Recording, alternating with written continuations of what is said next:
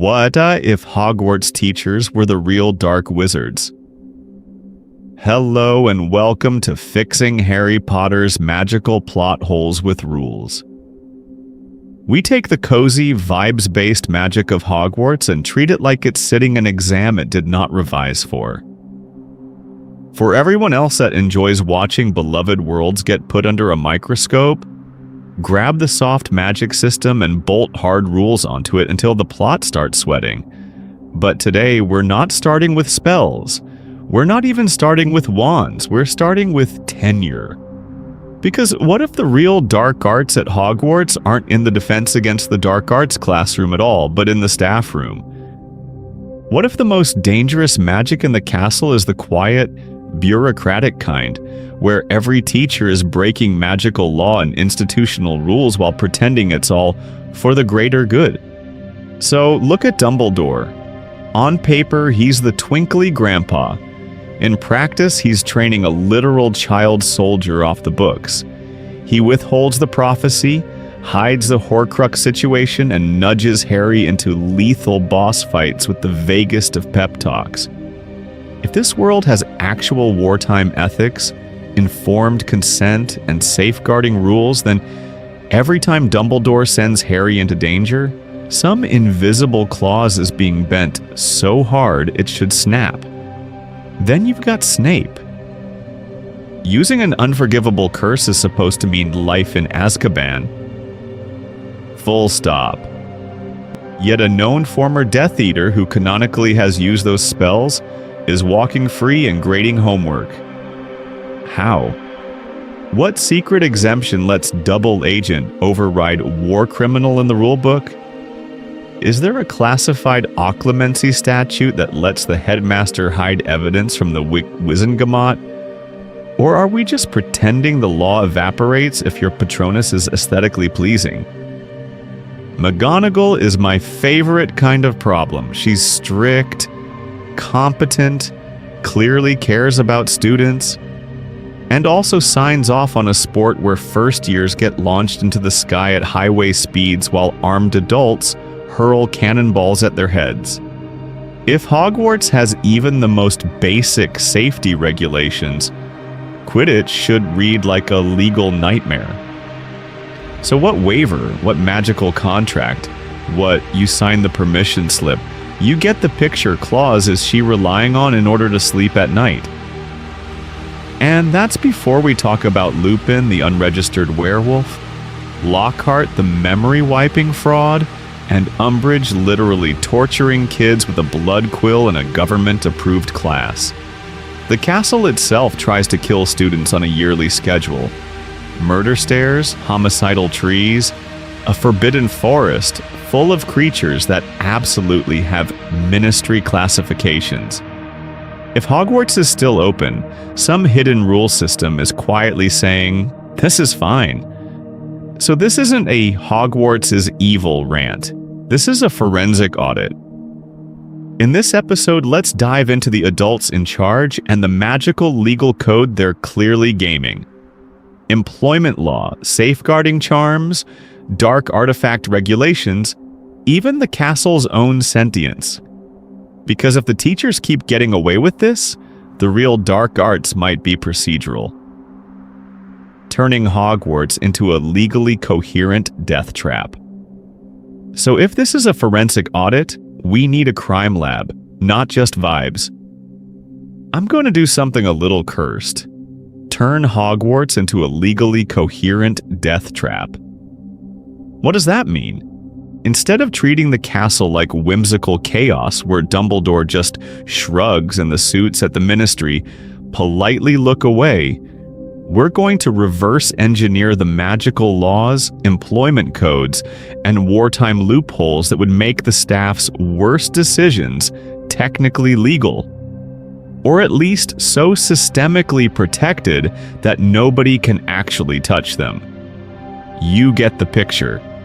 If you've read Sanderson's Laws of Magic, or Rothfuss's very fussy sympathy system, or Paulini's ancient language where every spell has a built-in cost, this is that energy, but for Hogwarts ethics. Hard magic, but for HR. We're building a hard rules of institutional evil breakdown. For everyone else that enjoys seeing soft magic get pinned to the wall with actual numbers and limits, this is going to be fun. Because without rules and limitations, Dumbledore just looks like a war criminal in half-moon glasses. Why is he allowed to withhold the prophecy, hide Horcruxes, and basically train Harry as a child soldier without informed consent? Why can Snape stroll around the dungeons after admitting he used unforgivable curses? How does a school with a troll incident, a basilisk year, a Dementor year, and a literal child murder maze still pass inspection? At some point, either the universe has a coherent magical legal system, or it's all just plot armor and hand-waving. So, we're going to assume it's coherent and then ask, what rules would have to exist for this not to collapse? What are the upper limits on teacher authority over your mind? If Snape is teaching occlumency, how far can he dig with legilimency before he hits an actual statute? Is there a pedagogical exception where invading a student's memories counts as homework? Dark, but you see how the rules start to matter. Same with war. During Voldemort-era chaos, what emergency powers does Dumbledore claim as Chief War Wizard/Headmaster? Can he override parent consent forms? Suspend due process? Rehire a known werewolf like Lupin under some critical skills exemption, while pretending Lockhart's fake CV counts as a background check? And if using an unforgivable curse is a one-way ticket to Azkaban, what obscure clause keeps Snape on payroll instead of in a cell? We also need to pin down magical contracts. The Triwizard Tournament is supposedly binding, but binding how? Is there a Fate-style backlash if you try to wiggle out? Does the goblet function like a sentient contract demon that punishes breach with lethal tasks? In order to make sense of Dumbledore shrugging and saying, "The rules say Harry has to compete," we're going to treat that as a real legal constraint, not just plot convenience. To keep this from turning into pure headcanon soup, I'm going to use a 5-law style framework adapted from the magic videos. Physics, body, mind, sacrifice, and fate, but applied to institutions. So the law of policy, what the written rules say, the law of bodies, who actually gets hurt, the law of minds, consent, memory, manipulation, the law of sacrifice, who pays the cost, and the law of fate, prophecies, contracts, cosmic fine print. Every teacher's secret, every oops, the castle tried to eat you again moment, we're going to slot into that grid and see what dark rule it implies. By the end, the goal is not to make Hogwarts nicer. It's to make it legible. Once you see the hidden rulebook that protects Dumbledore, shields Snape, and lets Umbridge carve detention into kids' hands with a blood quill, you can't unsee it. And in the next section, we're going to start at the top of the pyramid, Dumbledore's personal wartime rule set, and how many laws he has to quietly bend to keep the chessboard exactly how he wants it. The 5 hidden laws of Hogwarts. Our rulebook. So to actually see that hidden rulebook, we need our own. I'm going to give you 5 laws we'll keep coming back to, like a Hogwarts version of the scientific method, except with more child endangerment and fewer lab goggles. First, the law of physics. Physics is what the castle can get away with. If a spell moves, burns, levitates, or explodes something, this law asks, okay, where did the mass, momentum, and energy go? Wingardium Leviosa, the collapsing staircases, the Great Lake. This is where we decide if Hogwarts is secretly a nuclear reactor or just mildly unsafe. Second, the law of body. Body is what's allowed to happen to your actual physical meat suit. This is going to cover fatigue, pain, aging, scars, blood quills, werewolves, and all the times Madame Pomfrey just waves a wand and your bones grow back overnight. Body is what the adults are allowed to do to students' bodies and still call it school instead of war crime. Third, the law of sacrifice. Sacrifice is what magic demands you pay. Not vibes, not friendship, actual cost. This is where we track Horcruxes, blood protections, cursed jobs, and why every useful artifact seems to eat your lifespan, your sanity, or your soul. Sacrifice is what the grown-ups are allowed to burn so the plot can keep moving. Fourth, the law of mind. Mind is what teachers can get away with inside your head. Legilimency, occlumency, obliviation, the Imperious Curse, Snape digging through Harry's trauma in a classroom. This law is going to ask who owns your memories, your consent, and your sense of self when magic can just edit them. Fifth, the law of fate. Fate is what happens when contracts, prophecies, and destiny-level magic decide your schedule. Unbreakable vows, the prophecy, the Elder Wand's allegiance, the cursed defense against the dark arts post. Fate is where the universe itself starts acting like a petty bureaucrat. Here's how we'll use them. For each teacher or system, Dumbledore's wartime ethics, Snape's unforgivable past, Umbridge's blood quill detentions, the castle trying to eat students. We're going to stress test their behavior against all 5 laws. Which laws are they quietly exploiting?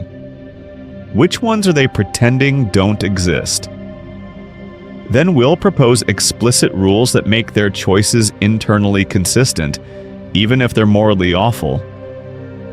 If blood quills are legal, what does that imply about the law of body and mind for every detention ever? Now, if you want Hogwarts to stay purely whimsical and vibes-based, this is going to feel like an autopsy.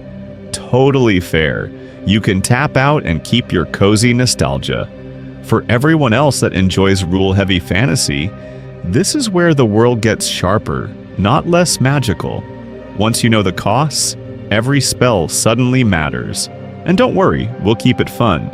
I'm going to throw in canon quotes, petty asides, and a lot of okay, but if that's legal, then thought experiment, so you get the picture without needing a law degree. Speaking of bending laws, let's dive into Dumbledore and see how many of these 5 he has to quietly snap in half, just to keep Harry alive long enough to die on schedule. Meet your professors, a staff roster of red flags. So before we start litigating Dumbledore like he's in front of the Wizengamot, I want to lay out the roster because this staff room is basically a crime scene, organized by subject. I'm going to give you a quick who's breaking which law tour so you know what kind of magical felony to expect from each professor. First up, obviously, is Dumbledore. With him, we're mostly in the law of fate and the law of sacrifice. This is the guy who looks at an 11-year-old and goes, "Ah yes, my portable Horcrux detector / future corpse." Every time he withholds the prophecy, nudges the chess pieces, or lets Harry keep that connection to Voldemort, he's betting that the universe will tolerate one more paradox if he pays with the right life at the right moment. We're going to ask, what rules of magical destiny let him do that without reality snapping back? Then we've got McGonagall, who on paper is the responsible one, and in practice signs off on kids turning into cats next to live staircases. She's our law of body and law of physics case study. Animagus transformations, high-speed Quidditch, transfiguration that rewrites mass on the fly, you get the picture. If mass and biology actually matter, her syllabus is a walking insurance nightmare. Snape is where the law of mind and the law of body collide with criminal law. Former Death Eater known exposure to unforgivable curses, casually mind-stabbing a child in occlumency lessons. How is this man not in Azkaban? We'll dig into what kind of occlumency, memory editing, or magical plea deal you need in order to be both war criminal adjacent and tenured professor. Lupin and Lockhart are the HR has left the chat duo. Lupin is body plus institutional prejudice, a werewolf whose condition should trigger like 10 different safeguarding protocols that clearly do not exist. Lockhart is mind plus employment law, mass memory modification, fraudulent credentials, and still somehow he clears whatever background check Hogwarts allegedly has. For everyone else that enjoys screaming at hiring managers, this section is for you. Umbridge is where body and mind get weaponized on school letterhead. The blood quill detentions, the psychological warfare, the ministry decrees. What contract clause lets a teacher carve words into a kid's hand and call it discipline? We're going to track that all the way up the chain, from Hogwarts bylaws to the ministries, as long as it's not dark if we say it isn't. Logic. And it's not just the people. The background systems, the ghosts, the portraits, the castle itself. Are our physics and fate wildcards? Sentient architecture that rearranges corridors, lethal moving staircases, a forbidden forest full of centaurs and giant spiders on school property. At some point, the castle is either magically indemnified or actively bound by an ancient contract that keeps it open, no matter how many near deaths it racks up.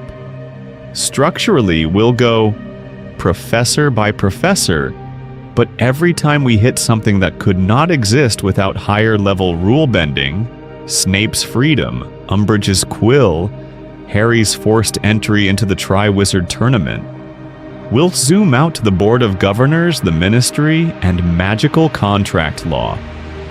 Think of it like peeling an onion, except every layer is a new war crime. We'll start light. Dangerous classes, Quidditch concussions, casual maiming. Then we'll escalate into child soldiers, mind invasion, and the lethal binding magic that forced every adult in the room to shrug and let a 14-year-old compete in a death tournament. So let's dive into Dumbledore and see how fate and sacrifice got weaponized into an entire curriculum. Hogwarts Safety 101. Why is this school still open? So if Dumbledore turned fate and sacrifice into a teaching philosophy, we need to ask a very basic question. Why is this school still allowed to operate? Because once you zoom in on McGonagall, you start to see the baseline safety culture Hogwarts is running on. And it's not good. On paper, McGonagall is the responsible adult. She's stern, she's by the book, she turns into a cat but still gives that look over her spectacles. But then, 5 minutes after a broom has been sabotaged in front of her, she's totally fine with first year zooming 50 feet in the air with no helmets, no harnesses, no visible safety charms. She literally watches Neville break his wrist, then recruits Harry for a high-speed, full-contact aerial sport. I'm going to say that again. Her response to a child falling off a broom is, "Get that one a faster broom and throw him at bludgers." This is where the law of body kicks in. If we're pretending magic has to respect biology, Hogwarts needs a safeguarding framework the way a nuclear plant needs a safety manual. Age limits on spells that can snap your spine. Mandatory cushioning and arrest fall enchantments on school brooms. A hard cap on impact forces allowed in student Quidditch. Like, you can play, but if your acceleration exceeds mild concussion, the stadium wards auto-freeze all players mid-air. You get the picture. Every risky spell or activity should come packaged with a minimum protective loadout and a staff member whose literal job is to monitor vitals. Now layer in the law of physics. This castle is an OSHA violation that learned Latin. Moving staircases that randomly realign, semi-sentient doors that lock, vanish, or demand riddles. A lethal forest full of acromantulas and centaurs right next to the playground? In order to make that even remotely legal, Hogwarts would need a written safety charter. Mapped safe routes that staircases are warded never to abandon. Door intelligences bound to prioritize underage life. And a hard perimeter ward that physically blocks students from crossing into the Forbidden Forest unless an authorized adult keys them through. So how does McGonagall get away with tossing Harry onto a racing broom at 11 and calling it character building? I think you end up with explicit, terrible rules. Stuff like a tradition override clause where any sport or ritual classified as ancient Hogwarts practice is exempt from modern safety standards. As long as a staff sponsor signs a waiver saying, yes, concussions are historically accurate, the law of body protections can be dialed way down. For everyone else that enjoys loopholes, this gives the staff plausible deniability. They're not reckless, they're just upholding tradition. And if this is the sanitized negligence, the stuff you can almost justify with paperwork and Latin clauses, imagine what the rulebook looks like once you add mind magic, secrecy oaths, and wartime exceptions. Because the moment you ask how they legally kept Snape, a legitimacy-capable ex-Death Eater in front of children, the safety charter stops being funny and starts looking like a weapon. Let's dive into that next. The Quidditch exception. When tradition beats child safety.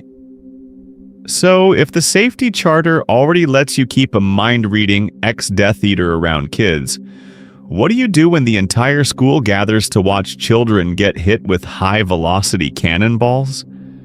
You write it into the rules. Let's dive into Quidditch because this is where Hogwarts basically stops pretending.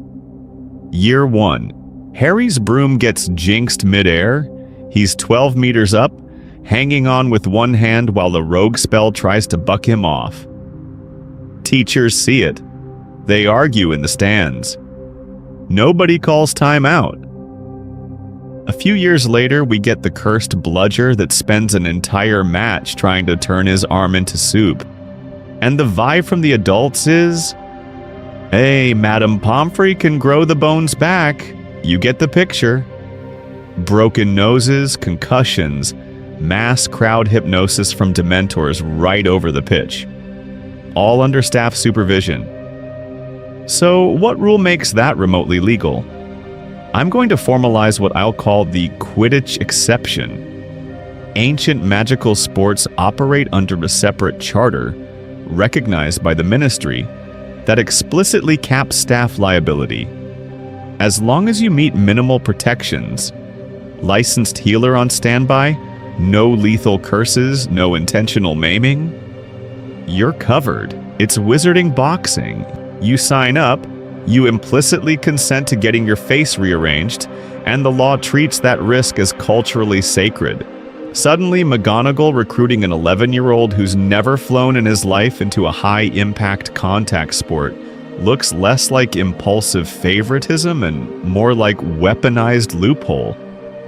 She can say with a straight face that she's offering opportunity.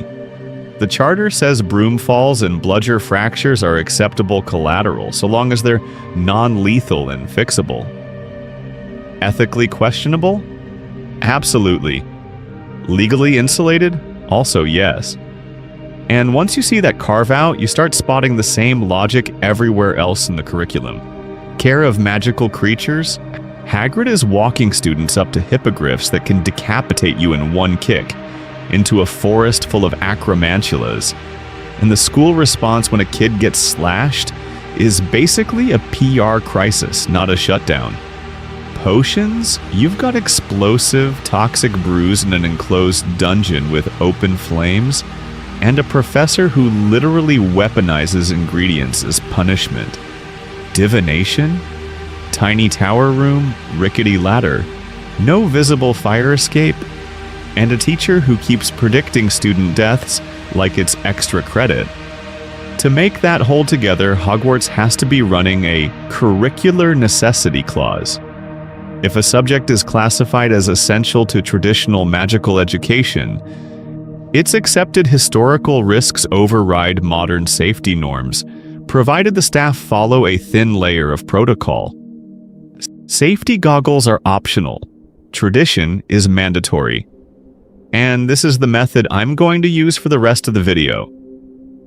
Anytime a teacher makes a wild choice, werewolf professor, cursed artifact homework, detention in the murder forest, we're going to assume there's some hidden exception clause making it technically allowed, then reconstruct what that clause has to say.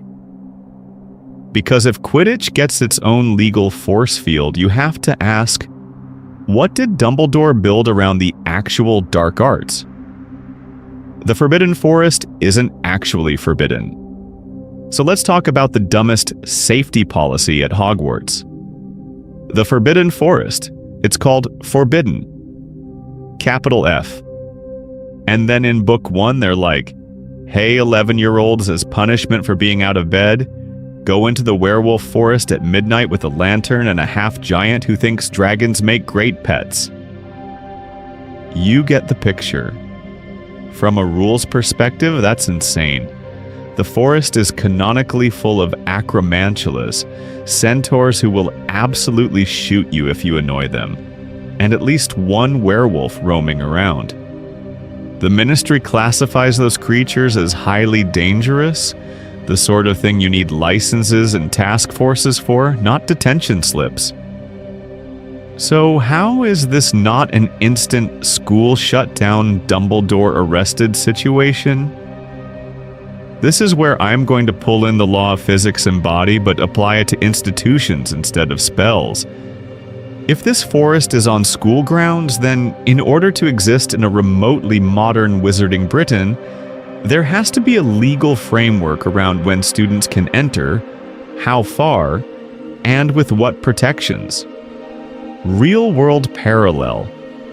You can't just build a boarding school on the edge of a minefield and say, we put up a sign, it's fine. Somebody at the Ministry of Magic has forms for this, so my fix is a controlled exposure rule.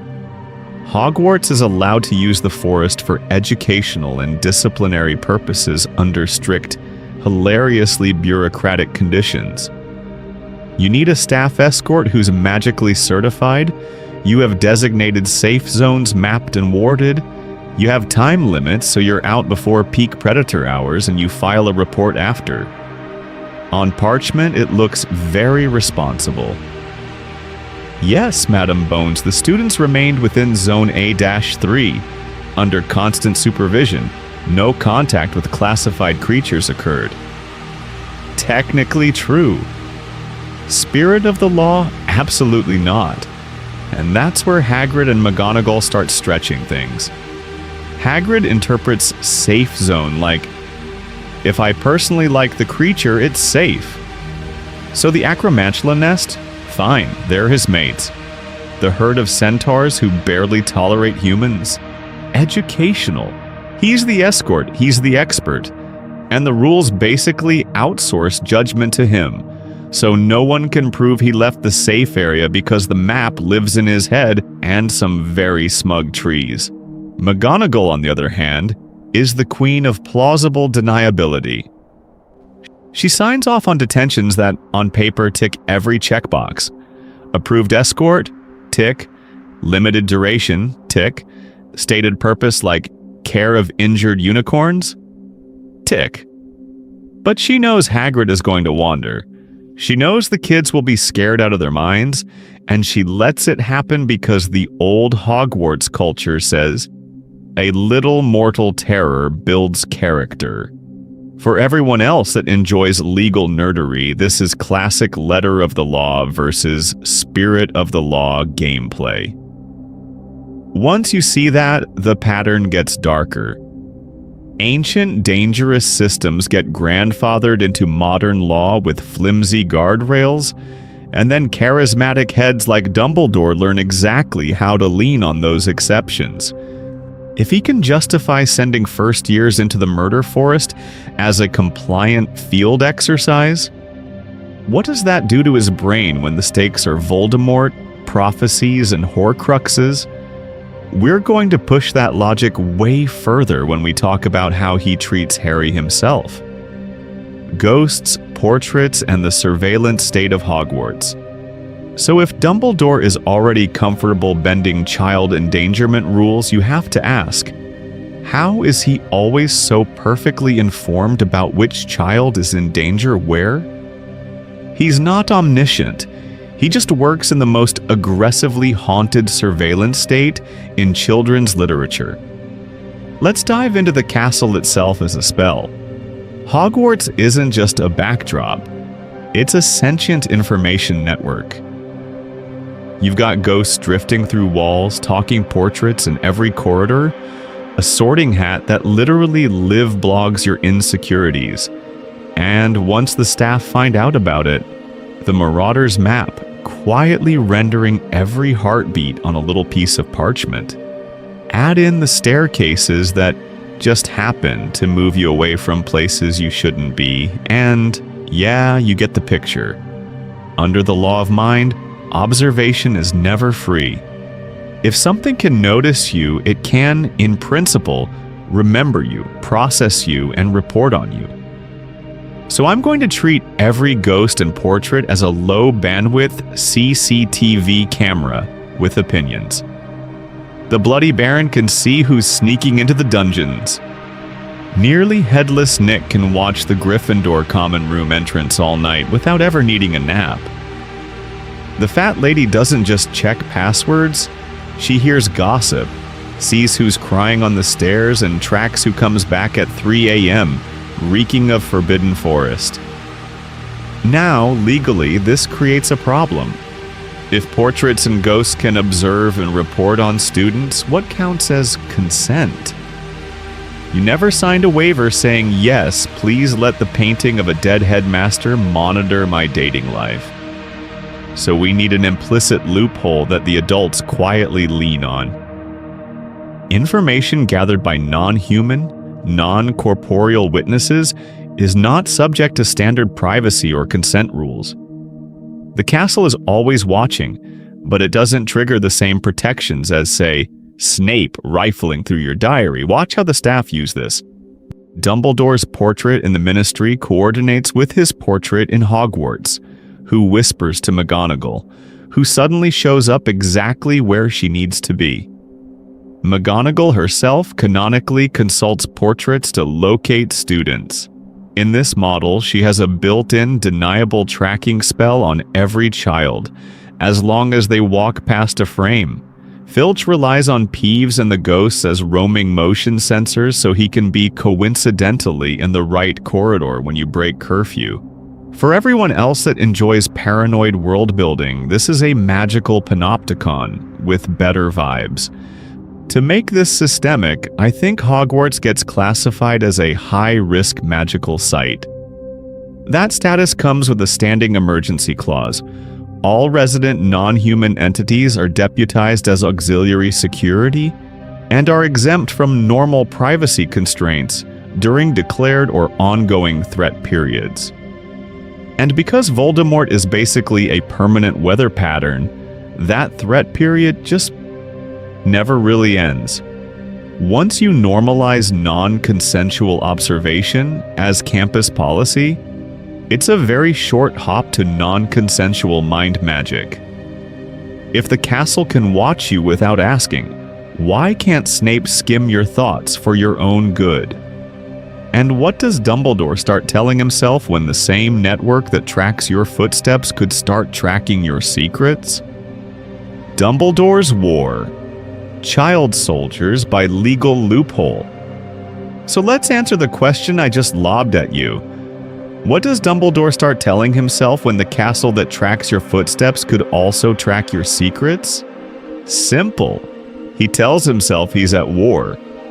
Because once you frame Hogwarts as a forward operating base in an undeclared magical conflict, Dumbledore stops looking like a quirky grandpa and starts looking like a commander running a child soldier program by legal loophole. He withholds the full prophecy. He withholds the Horcrux plan. He downplays the scale of Voldemort's return. And in the meantime, he's training Harry with dueling clubs, Patronus lessons, and a steady drip of trauma, all without anything close to informed consent. I'm going to push that a step further. If Harry had the whole picture at 11, hey kid, you're an accidental Horcrux, one of you has to die. Also, I'm grooming you to walk calmly into magical suicide. Does he ever agree to stay at school? Or does Petunia's awful beige kitchen suddenly look pretty good? Dumbledore's entire long game depends on Harry not having enough data to say no. So let's dive into the law of sacrifice, but as if the Wizengamot had actually written it down. A sane magical legal system would say, adults can expose minors to risk in wartime only if a few conditions are met. The threat is existential, alternatives are exhausted, the child's role is genuinely necessary, and the adults take on equal or greater risk themselves. You don't get to send a 14-year-old into a dragon pit while you watch from the VIP box and call it for the greater good. Under those rules, the greater good isn't a free pass. It's a defense you have to prove. Show your work. Demonstrate that without this specific child at this specific time, everyone dies. Dumbledore kind of has that with Harry, but he never submits it to any process. He just internally rubber stamps it and moves on. Enter the law of fate. This is where prophecies and magical contracts sit, and they're the only things strong enough to override normal autonomy. If fate has literally marked Harry as his equal, Dumbledore decides that's not just a prediction, it's a binding metaphysical constraint. In his head, Harry isn't a student anymore. He's a fixed point in the war equation. And every spell, every secret, every detour through the Forbidden Forest is just pathing the simulation toward that one inevitable showdown. Now, in order to make this even remotely legal, I think the wizarding world needs a wartime emergency powers framework. During an officially declared magical war, the Chief Warlock and the Hogwarts Headmaster gain broad discretion to train and deploy students in defensive roles, patrols, shield drills, evacuation plans, if they can argue necessity and proportionality. You get the picture. Shield charms, not suicide missions. Dumbledore is constantly operating at the ragged edge of that imaginary statute. Publicly, he frames everything as educational opportunities and house unity. Privately, he's running a fate-optimized campaign where Harry is bait, Snape is a deniable asset, and every corridor is a potential battlefield. And for everyone else that enjoys blaming the Ministry for everything, notice how Dumbledore never actually asks for a formal war declaration that would put real oversight on his choices. Pattern interrupt. What if he did? What if there was a paper trail where Dumbledore had to log every time he led a student near a basilisk, a werewolf, or a Death Eater in a turban? That's the version of the wizarding world where the next teacher's secrets become way harder to hide. The Prophecy Clause. When destiny becomes legal strategy. So if Dumbledore had to log every basilisk-adjacent field trip, what about logging destiny? Because sitting in the background of all this bureaucratic chaos is the most overpowered legal document in the series. A certified Sybil Trelawney-issued prophecy. Let's dive into the actual text we care about. And either must die at the hand of the other, for neither can live while the other survives. Dumbledore hears the full thing in the 80s, long before Harry can even say broom, and he just keeps it. For years, he gives Harry vibes and fragments. You have a power he knows not. It's about you and Voldemort. But that nuclear sentence about one of them having to kill the other, that doesn't hit Harry's ears until after Sirius dies. I'm going to say that's not an accident, that's policy. Because if prophecies are real, repeatable phenomena in this world, you don't just shrug and treat them like horoscope fanfic. You write rules. You get the picture? The Department of Mysteries isn't just a crystal ball Costco, it's basically the SEC for fate. So imagine a Law of Fate section in Wizengamot procedure. Prophecies become evidentiary tools. You can submit a verified prophecy orb in a trial. You can't use it to convict someone of something they haven't done yet, but you can absolutely use it to justify preventive measures, emergency funding, or war powers. Now push that one step darker. Wartime law gets a prophecy clause. If a credible, verified prophecy predicts an existential threat to the wizarding world, the Chief Warlock unlocks a special toolkit. They can classify all related information to preserve outcome integrity. They can override normal consent norms for training and deployment of anyone named or clearly implied. Those people become prophesied assets, which sound like HR talk for child soldier, and yeah. Under that clause, Dumbledore looks a lot less like a rogue manipulator, and a lot more like a painfully legal one.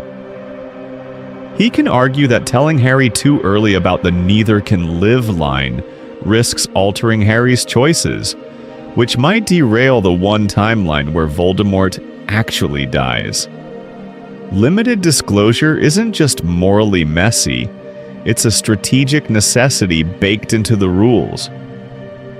In order to keep the prophecy on track, he's allowed, maybe even required, to stage manage Harry's encounters, ration information, and coordinate Snape, the Order, and Hogwarts around a kid who doesn't have full informed consent. And if the Wizengamot has signed off on this prophecy clause, Dumbledore is shielded. Any inquiry into why didn't you tell Harry gets shut down with classified under Fate Protocols, subsection Potter. It's not that nobody knows, it's that officially nobody is allowed to ask. Which raises a nastier question. If the law lets Dumbledore carve out exceptions around fate, what else has he quietly fenced off? If there's a prophecy clause, is there a mind clause for memory wipes and love potions, or a body clause for werewolves, cursed scars, and blood quills? For everyone else that enjoys rules getting darker the closer you look, we're going to have to talk about what he's doing to people's minds next. Horcruxes, informed consent, and the ethics of not telling a teenager. He's a bomb, so if Dumbledore has a prophecy clause and a mind clause quietly running in the background, we kind of have to talk about the nuclear one, the Horcrux clause. Because at some point between Chamber and Order of the Phoenix, Dumbledore either figures out or is 99% sure that Harry is walking around as a magical landmine with Voldemort's soul fragment lodged in his forehead. And what does he do with that? He smiles, offers a sherbet lemon, and sends the bomb back into potions class. His strategy, if you map it as rules, is brutal. Step 1. Confirm that Horcruxes exist and that Voldemort made several. Step 2. Realize Harry's scar behaves exactly like a tethered soul fragment. Step 3. Do not tell the child who keeps almost dying that he is, functionally, Voldemort's last life insurance policy. Instead, you keep training him. Keep letting him face trolls, basilisk venom, dementors, triwizard dragons, you get the picture, so that by year 7 he is competent enough to hunt Horcruxes and emotionally mature enough to walk into the forest and die on schedule. Under the law of sacrifice, that's a choice. Sacrifice law says if magic or fate demands a cost, someone has to knowingly pay it. In a hard rules world, knowingly actually means something. Informed consent in a magical context would look like Harry gets a pensive briefing on Horcrux mechanics, a healer's report on what the soul shard is doing to his mind and body, and a clear statement that killing Voldemort fully requires his own death. He should get time to process magical counseling, maybe a contract with built-in protections so no one can magically coerce his decision. Instead, Dumbledore seems to be relying on what I'm going to call the burden limitation doctrine. This is the wartime ethics version of don't tell the kid he's a bomb if it would make him freeze up. Adults can withhold existentially crushing information from minors if disclosure would significantly impair their ability to function or fulfill a prophesied role. You can almost hear the Wizengamot opinion. Yes, the boy had a right to know, but not if knowing at 15 causes a panic spiral that gets everyone killed. Now contrast that with the stricter, Sanderson-style rule set. In that world, Harry doesn't just get vibes and speeches, he signs a magical informed consent contract. The spell binds both parties. Harry acknowledges, I may be a Horcrux, my death may be required, here are the specific mission risks I'm accepting, here are the ones I can refuse.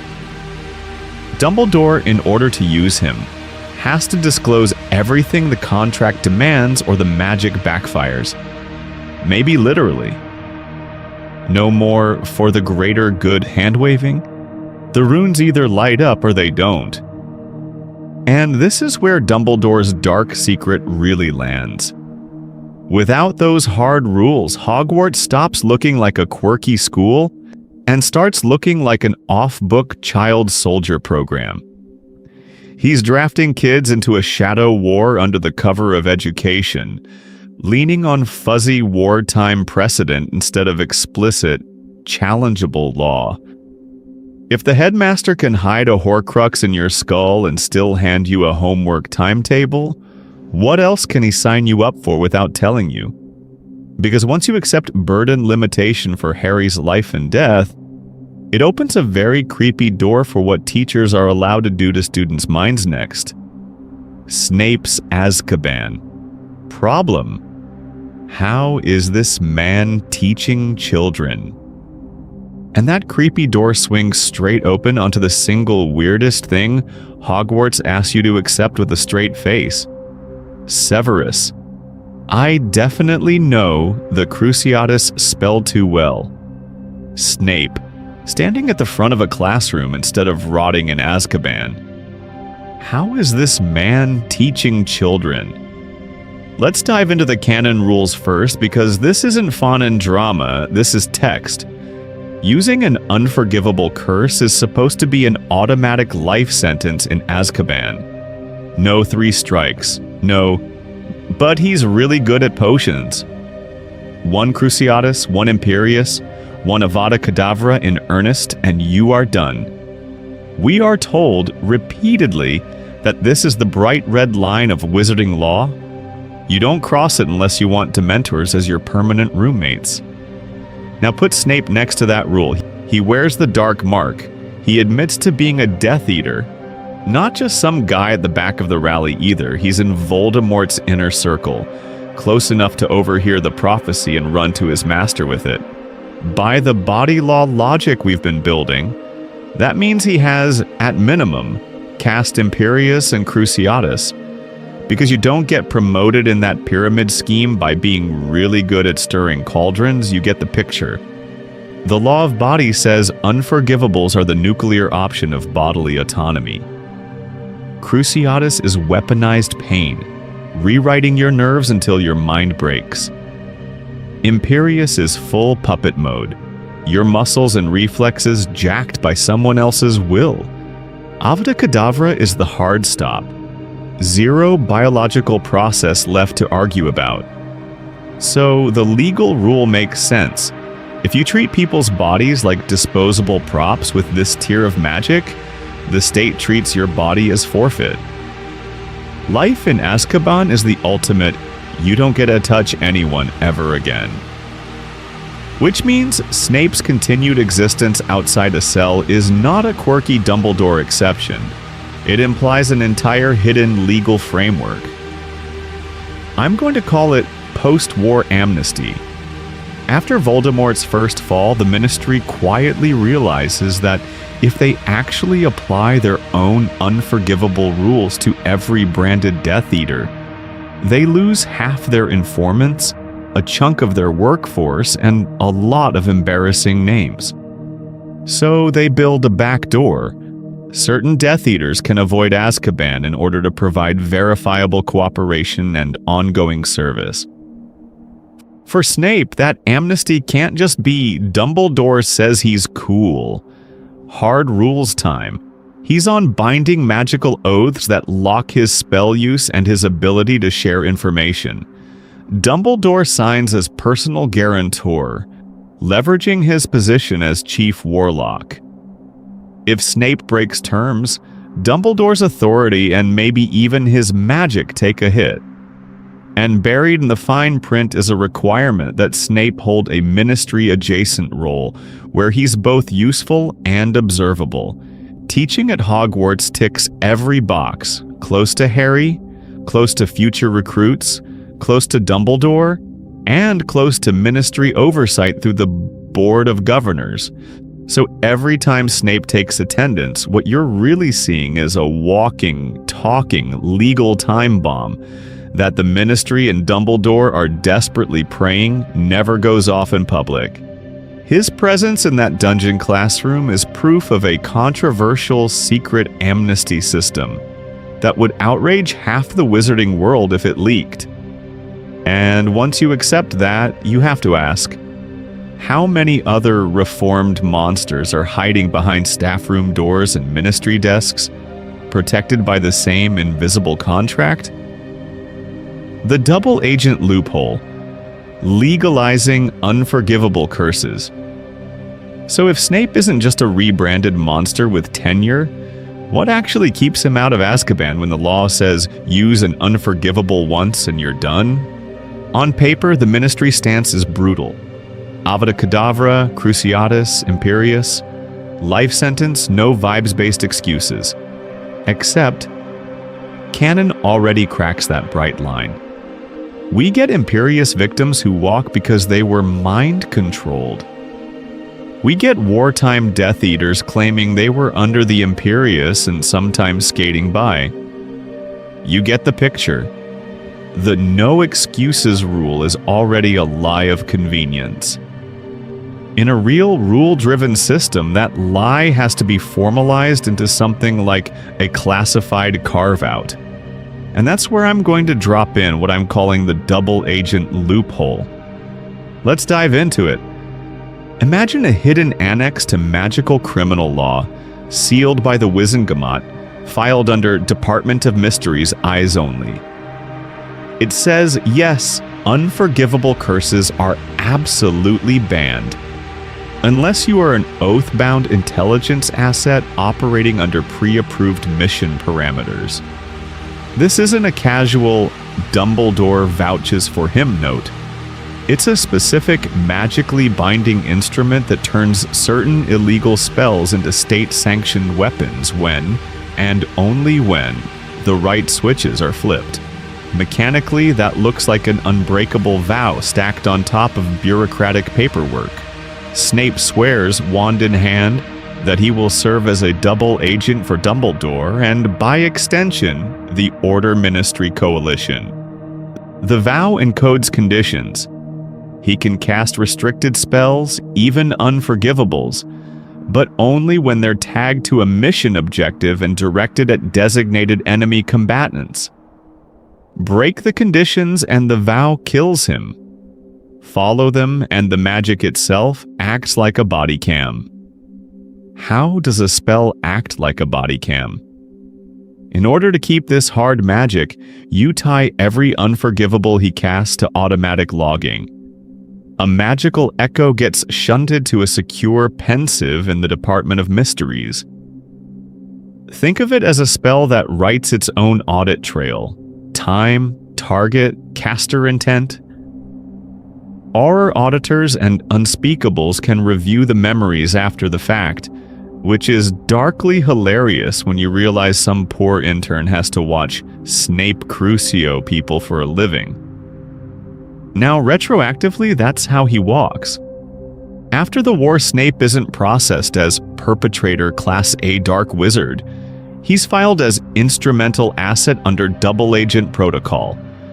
His case and every logged unforgivable gets folded into a sealed war record the Wizengamot has already voted not to touch unless the double agent loophole itself comes under review. Publicly, he's a reformed Death Eater on Dumbledore's personal recognizance. Privately, he's the test case that proves the loophole can work. And once that mechanism exists, it doesn't just stop at killing curses. It quietly covers mind magic too. The same legal apparatus that lets Snape torture and kill for the greater good is exactly what lets him later dig around in Harry's head under the label of occlumency lessons. Hogwarts classroom on the surface, classified mental operations program underneath. How far does that gray zone go, and what does it cost Harry's mind? That's where we're going next. Occlumency lessons, or sanctioned mind invasion. So let's talk about those occlumency lessons, because this is where the law of mind stops being theory and turns into state-sanctioned brain crime. On paper, Dumbledore is protecting Harry. In practice, he is locking a 15-year-old alone in a room with a man who hates him and telling that man, "Cool, now repeatedly attack his mind." You remember how those sessions actually look. Snape doesn't guide Harry through calming exercises or visualizations. He just whips out legilimency and slams into Harry's thoughts over and over, ripping open memories of the cupboard under the stairs, Dementors, Cedric's death. You get the picture. No warm-up, no warning, no, "Hey, by the way, this may re-traumatize you." It's like exposure therapy designed by a Death Eater who never passed ethics. Under a serious law of mind, that's not just bad teaching. That's illegal. The moment mind magic exists, you need strict rules. Who can enter whose thoughts? Under what conditions? With what safeguards? Especially for minors who literally cannot give informed consent about long-term psychological damage. I'm going to treat legilimency like magical neurosurgery. You need licensing, witnesses, written consent, and probably a pensive recording of the whole thing in order to prove you didn't plant or alter anything. But Hogwarts is in war footing mode. So here's the patch I think the wizarding world quietly runs on. A security exemption clause baked into magical law. During an active wartime threat, like Voldemort returning, the Ministry or recognized war leader can designate certain witches and wizards as security officers. Aurors, unspeakables, and, oh look, strategically placed professors. Those people get emergency powers to perform invasive mind magic on students if it's deemed necessary for school safety or national security. That sounds horrifying, but you can see how they'd justify it. If Voldemort can read Harry's mind or use him as a backdoor into Hogwarts, suddenly Harry isn't just a kid. He's a living security vulnerability. The security exemption says, protecting hundreds of students outweighs one student's privacy. It's the magical Patriot Act, but for thoughts. You don't have time to chase signatures while the Dark Lord is doing psychic Zoom calls. And this is exactly the loophole Dumbledore drives a phoenix-shaped truck through.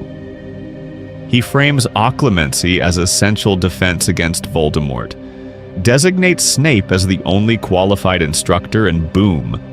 Snape is operating under a security flag that bypasses normal consent and oversight. No parental notification, no neutral healer sitting in, no written explanation of risks. Harry is never actually told, you can refuse, because legally, under this wartime carve-out, he can't. Pattern interrupt for a second. Imagine McGonagall trying this. Can you picture her wordlessly blasting into Hermione's mind during office hours? Absolutely not. The only reason this flies is because the law has a hidden Snape exception wrapped in a Voldemort exception. So the dark secret here is that Hogwarts basically has a Patriot Act for mind magic, and Snape is the one wielding it against a traumatized teenager. The castle sells it as homework. The legal system treats it as classified mental ops. And the worst part? This isn't the last time Harry's thoughts get treated as state property. The deeper we go into the law of mind, the more you're going to see how everyone, from Dumbledore to Voldemort, starts playing capture the flag with Harry's actual sense of self. Why Snape never stands trial. Dumbledore's shadow judiciary. So if Harry's mind is basically a capture the flag arena, you have to ask, who's the referee? Who's actually deciding which war crimes count and which ones get filed under necessary secrets and quietly shredded? Let's dive into the most obvious missing piece. Snape never gets a real trial. This dude has the dark mark. He's known to have used unforgivable curses. The Ministry is allegedly on a hard life in Azkaban rule for that stuff, and yet by the time Harry shows up, Snape is grading essays. Publicly, in a school. You get the picture. Either the Ministry is too incompetent to prosecute a Death Eater standing at the staff table, or something else is happening behind the scenes. I'm going to argue that something else is Dumbledore running what amounts to a shadow judiciary. Officially, he's Chief Warlock of the Wizengamot, an international hero. Unofficially, he's the guy everyone calls when a war-related case is too politically messy to touch. Instead of a transparent trial with witnesses and cross-examination, you get a closed-door session, a couple of sealed testimonies, and then Dumbledore walks out and says he's on our side now. And that's it. Sentencing guidelines overwritten by Beard. Procedurally, it's not even that hard to model. You have emergency Wizengamot sittings classified under national security. Veritaserum interviews that never make the public record.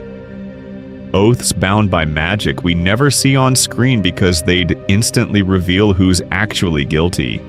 In order to keep Snape out of Azkaban, Dumbledore just needs a legal carve-out that says, during active conflict, the Chief Warlock can designate provisional agents, whose crimes are stayed as long as they're useful. That's not law, that's a cheat code. And this plugs straight into the law of fate and the law of sacrifice we've been building. Dumbledore's internal rulebook goes something like, some lives are more strategically valuable unpunished. Snape has rare skills: occlumency, proximity to Voldemort, the ability to sling unforgivables without flinching that make him a high-yield asset. So you sacrifice legal purity now for a higher-order fate outcome later. One untried Death Eater in exchange for maybe ending the war a year earlier, saving thousands. From a cold math perspective, it tracks. From a justice perspective, yikes. And where do you stash these provisional agents so you can keep an eye on them? Hogwarts. Not just a school, but the operational hub of this unofficial magical deep state. The portraits report, the ghosts eavesdrop. The castle itself literally moves the staircases to control access. Snape isn't just a cranky potions master, he's Dumbledore's on-site field operative, plugged into a surveillance architecture disguised as quirky magic. Once you see that, Harry's education starts looking a lot like cover for an intelligence operation. Which raises the next question. If Snape is the field agent, what exactly are the other teachers hiding about the missions they're running on school grounds? Lupin the liability. How a werewolf passed HR. If Snape is the field agent, then Lupin is the HR disaster that tells you what the wartime rulebook actually looks like when it hits real people's bodies. Let's dive into Remus for a second, because on paper he's the ideal Hogwarts hire. Competent, absurdly qualified, actually teaches Harry useful defensive magic, and is one of the only adults on campus who seems to like children as more than chess pieces. And then you bolt on the line item. Also turns into a mindless murder wolf once a month. You get the picture. In canon, lycanthropy is basically the scarlet letter of the wizarding world. Housing discrimination, job discrimination, and a whole pile of legal restrictions that never get formalized on screen but are clearly there. Under my law of body, that stigma suddenly has structure. Lycanthropy isn't just vibes. It's a condition that predictably removes your cognitive control and replaces it with apex predator instincts keyed to the full moon. That's not just, he might call in sick. That's, we know to the hour when this person becomes a lethal biohazard. Any rational magical system is going to have strict safeguarding rules around that. You're working around kids? Cool. Then the rules say the spell or condition cannot create a foreseeable catastrophic risk to their physical safety without layers of containment. So I'm going to formalize what the ministry is half doing already and call it a controlled condition employment category. You're a werewolf, a part Vila with compulsive charm aura, a metamorph magus whose form shifts when your emotions spike. You get slotted into this box. In order to work in sensitive environments like schools, hospitals, or transportation hubs, you sign up for potion regimes like Wolfsbane, you agree to containment protocols on trigger nights, and you give full disclosure to your employer and an oversight board. Think parole officer meets occupational healer. On paper, that actually lets Lupin teach safely. He drinks Wolfsbane. He locks himself away. He coordinates with the headmaster. The magic has rules, the body has rules, everyone goes home with the same number of limbs they started with. But here's where Dumbledore does his classic, technically legal, ethically spicy move. He uses the controlled condition framework to justify the hire, then exploits a loophole. The law demands disclosure to the employer, not to parents or students. So Lupin's condition is an HR file note, not a community safety briefing. And when Snape accidentally on purpose outs him, we see the real problem. Lupin hasn't hurt anyone. The safeguards basically worked until Snape sabotaged them. The law technically allows a safe werewolf teacher, but socially, the second the word gets out, every parent goes feral. No formal safeguarding review, no updated protocols, just instant moral panic and Lupin as the scapegoat, who quietly resigns so Hogwarts can keep pretending its systems are fine. Which raises the uncomfortable question.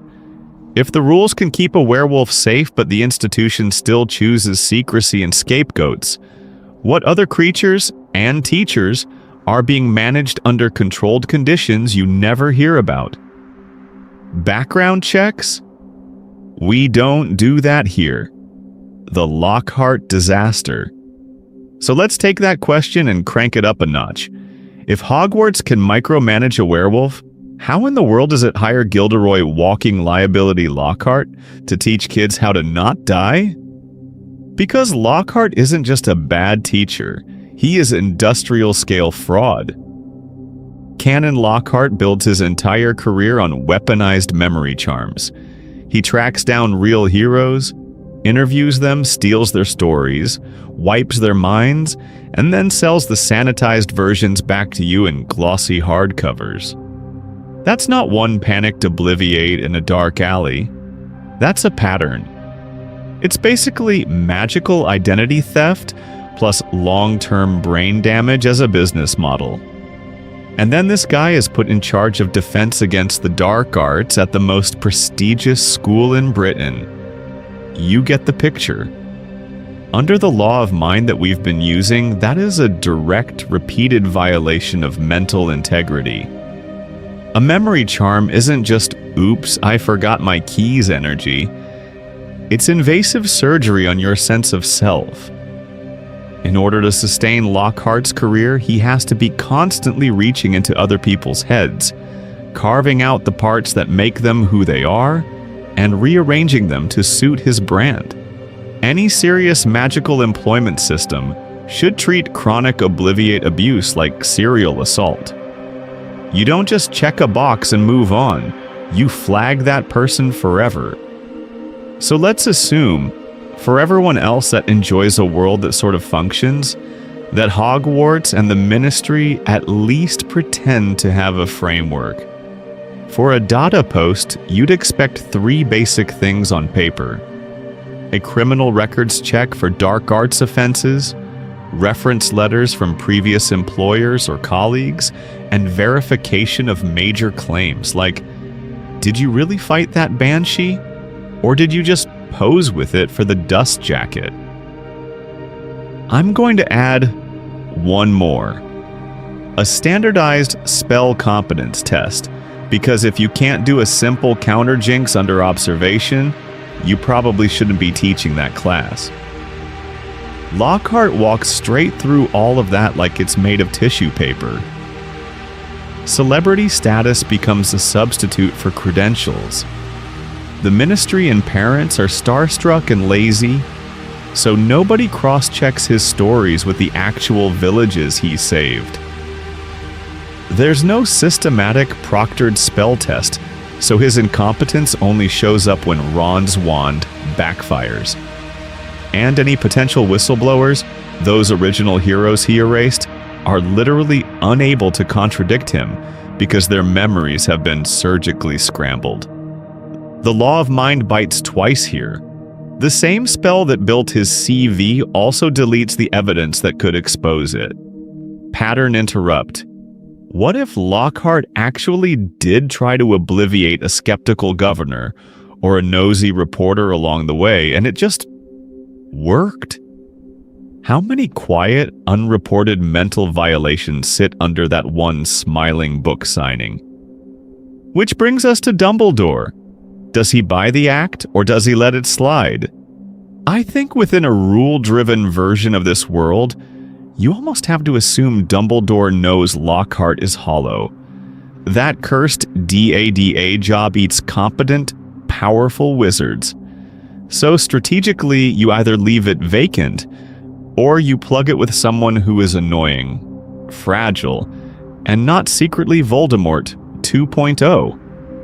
Lockhart is the magical equivalent of putting a bright, squeaky traffic cone over a pothole. He fills the curse quota, he keeps the Ministry and parents entertained, and if the position implodes again, the only real casualty is his ego. And if Hogwarts is willing to bend its own hiring rules that far for a fraud, wait until you see what it does for an actual Death Eater on staff. The cursed job. Why defense against the dark arts is a legal nightmare. So let's zoom out for a second, because once you add Snape to the lineup, the pattern stops being funny and starts looking like a labor law crime scene. You don't just have a few bad hires, you have a structurally doomed position that basically chews up whoever sits in it and spits them into the nearest legal gray area. Look at the roster. Year 1. Quirrell, literally possessed by Voldemort, sharing skull space with a war criminal. Year 2. Lockhart, full-time fraud whose entire CV is stolen memories. Year 3, Lupin, a kind, competent werewolf, dropped into a school with no real safeguarding framework, beyond hope the potion works. Year 4, Moody, who is actually Barty Crouch Jr., an escaped Death Eater doing long-form identity theft. Year 5, Umbridge, a sadist with a ministry badge and a blood quill. Year 6, Snape, an ex-Death Eater whose idea of classroom management is veritaserum and terror. You get the picture. If we run this through our laws, it gets worse. Law of body, student safety should be the hard floor, but data is where kids get cruciated, poisoned, and thrown at boggarts with zero debrief. Law of mind, repeated exposure to torture, mind games, and fake teachers absolutely shreds trust in authority. You're basically training a generation of hyper-vigilant child soldiers. Law of sacrifice. The post keeps being used as a shield during wartime. Stick a werewolf there, stick a spy there, stick a ministry plant there. So every appointment is a calculated offering of student welfare to some larger agenda. And then Law of Fate is like, cool, I'll just curse the position so no one lasts more than a year. And everyone treats that as a fun trivia fact, instead of a screaming OSHA violation. So what would a rule-based Hogwarts actually do? I'm going to say they quietly formalize it. Behind closed doors, the ministry and the board admit, yeah, the Dada chair is hexed to self-destruct annually. But in order to keep training kids for the very real dark wizard problem, they create a new classification: high-risk instructional post.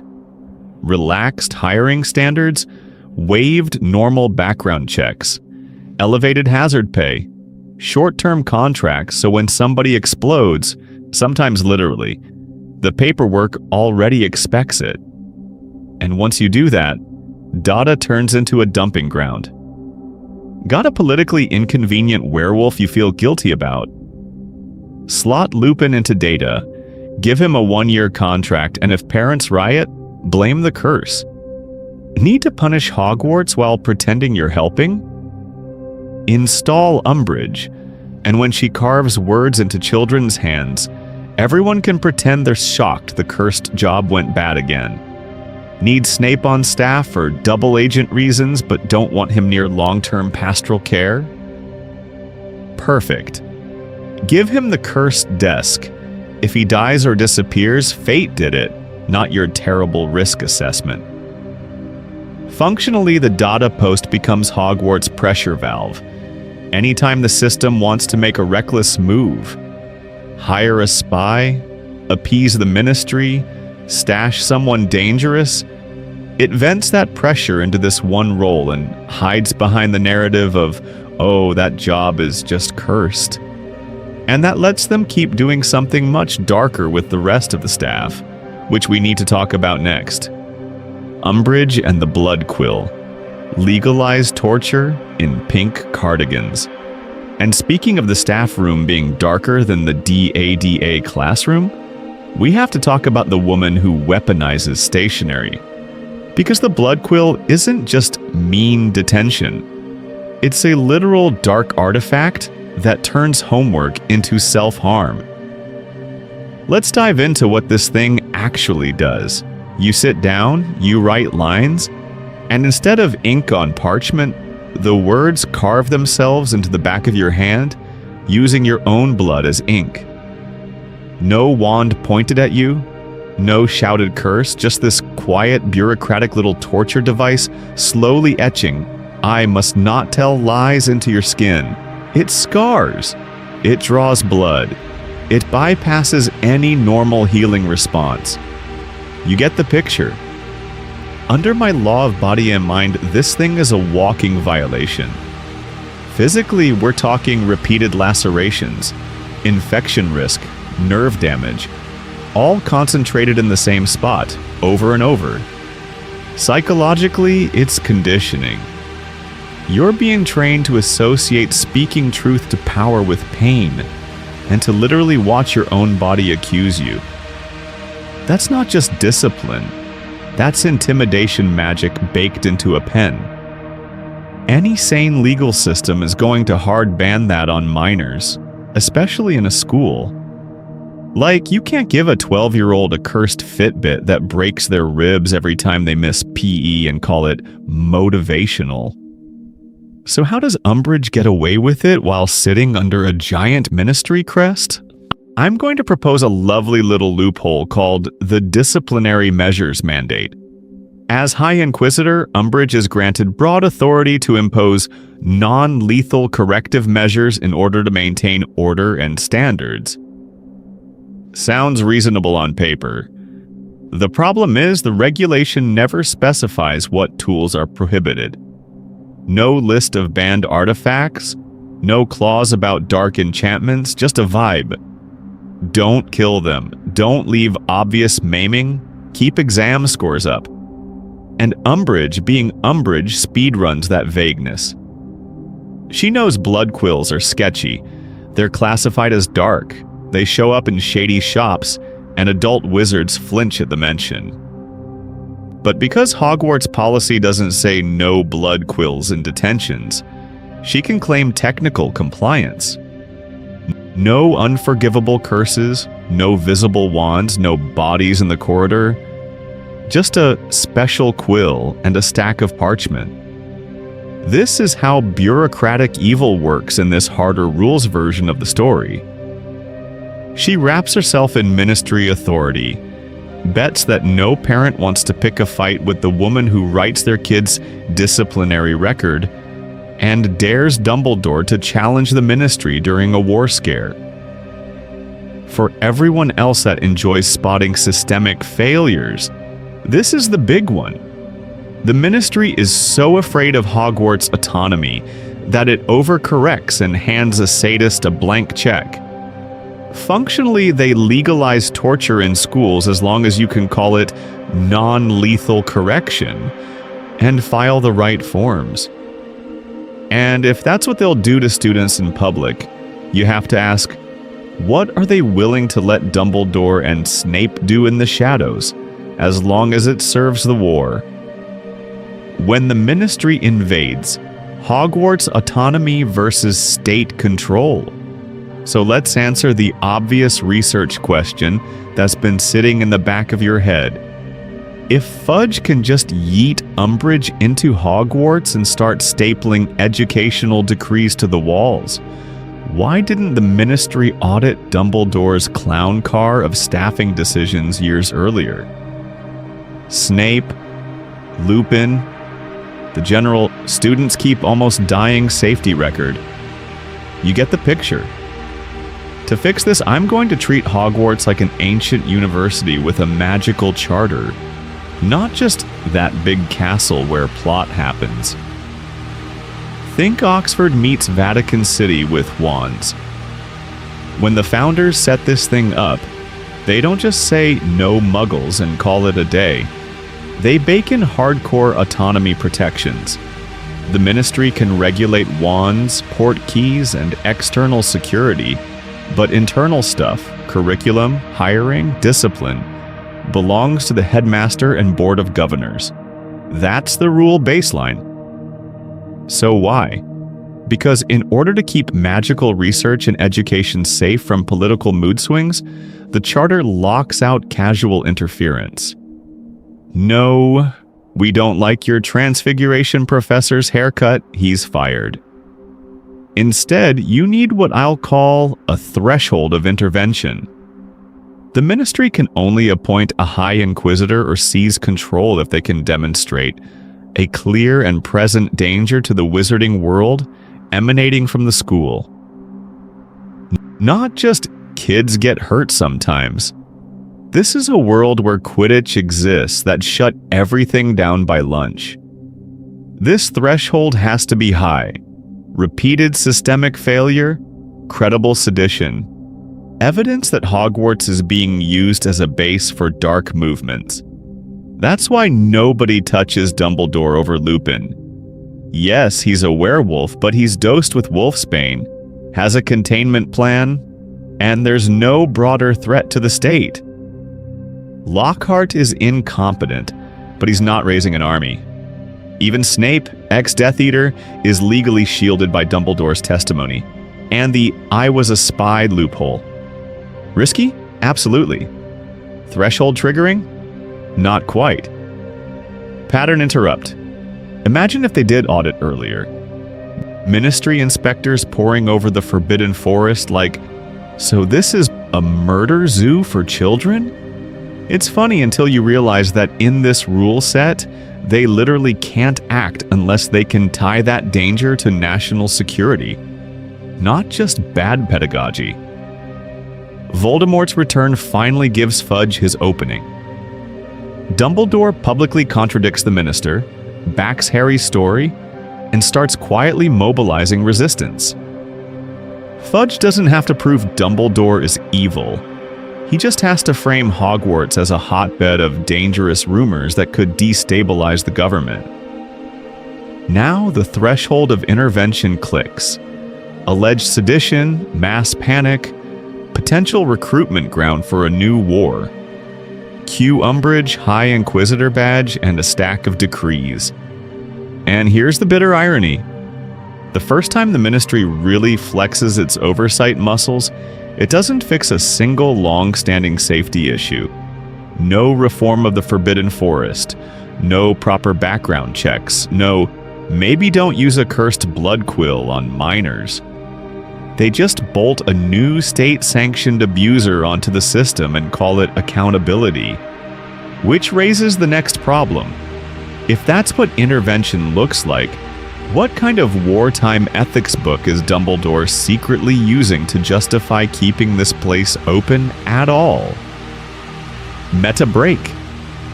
Yes, we know it's just a kid's book. So before we answer that and start reverse engineering Dumbledore's secret war ethics handbook, I need to talk to a very specific group of you. The ones already furiously typing, "It's not that deep. It's a children's series," or "You're ruining the magic" in the comments. I see you. I get it. On the surface, we are absolutely the clowns trying to run OSHA inspections and HR audits on a castle that feeds you endless feasts and hands out house points like emotional participation trophies. Rowling did not sit down and say, "I'm going to design a fully litigated magical jurisdiction with labor law, magical GDPR, and a robust whistleblower program." She wrote a whimsical, slightly lethal boarding school fantasy where the moving staircases are fun until they're not, and you get the picture. But here's the thing. Once you tell me life sentence in Azkaban for unforgivables, or prophecies are magically binding, or the castle chooses who it lets in, you've accidentally handed me rules, and my brain, and probably your brain if you're still watching, is going to start asking, okay, so who's exploiting those rules? Who's breaking them? And what does that say about the adults running this place? I'm not saying the books are bad, I'm saying the opposite. The moment you take the canon seriously and apply consistent rules, the adults' behavior stops being random nonsense and turns into a much darker, way more interesting hidden system. Dumbledore withholding the prophecy from Harry stops being quirky old mentor and starts reading like commander training a child soldier without informed consent. Snape walking free as a known former Death Eater in a world where one Avada Kedavra is supposed to mean Azkaban? That implies backroom deals, conditional pardons, and some very spicy fine print on what repentance legally means. And for everyone else that enjoys this kind of thing, you already know the vibe. If you like Sanderson-style clarity where every spell has a cost, or Rothfuss-level system thinking where stories and names have rules you can game, or you just enjoy poking at plot holes until a coherent pattern emerges, this is home base. We're basically speedrunning the process of, wait, if time turners age you, who paid that time cost for all the ministry experiments? And then refusing to look away when the answer gets uncomfortable. So I'm going to invite you to lean in instead of bouncing off. If you've made it past maybe don't use a cursed blood quill on minors and you're still here, you clearly don't mind a little war crime analysis with your nostalgia. The deeper we go into contracts, prophecies, and castle sentience, the more satisfying it gets to see how all these teacher secrets could snap into one ruthless but consistent rulebook. What if Dumbledore isn't just eccentric, but quietly breaking magical law every single year Harry's at school? What if Hogwarts stays open because the staff are feeding it something it wants? Let's dive into that, because once we treat Hogwarts like a living system with needs and bargains, suddenly Dumbledore's ethics, Snape's freedom, and the revolving door Dada curse all start lining up a little too well. The Triwizard Tournament, legally binding child endangerment. So if Hogwarts is this semi-living legal nightmare that runs on bargains, the Triwizard Tournament is the moment the adults stop pretending otherwise and just shrug. Harry's name pops out of the goblet. He's 14. Every champion in history has been older. And the staff room reaction is basically, magical paperwork. Guess the child dies now. Let's dive into what that actually means under a fate law system.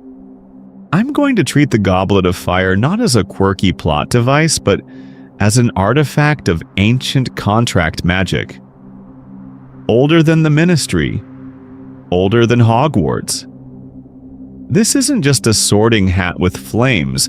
This is the magical equivalent of a blood oath written into cosmic bedrock. Once the goblet accepts a name, that person is bound. Period.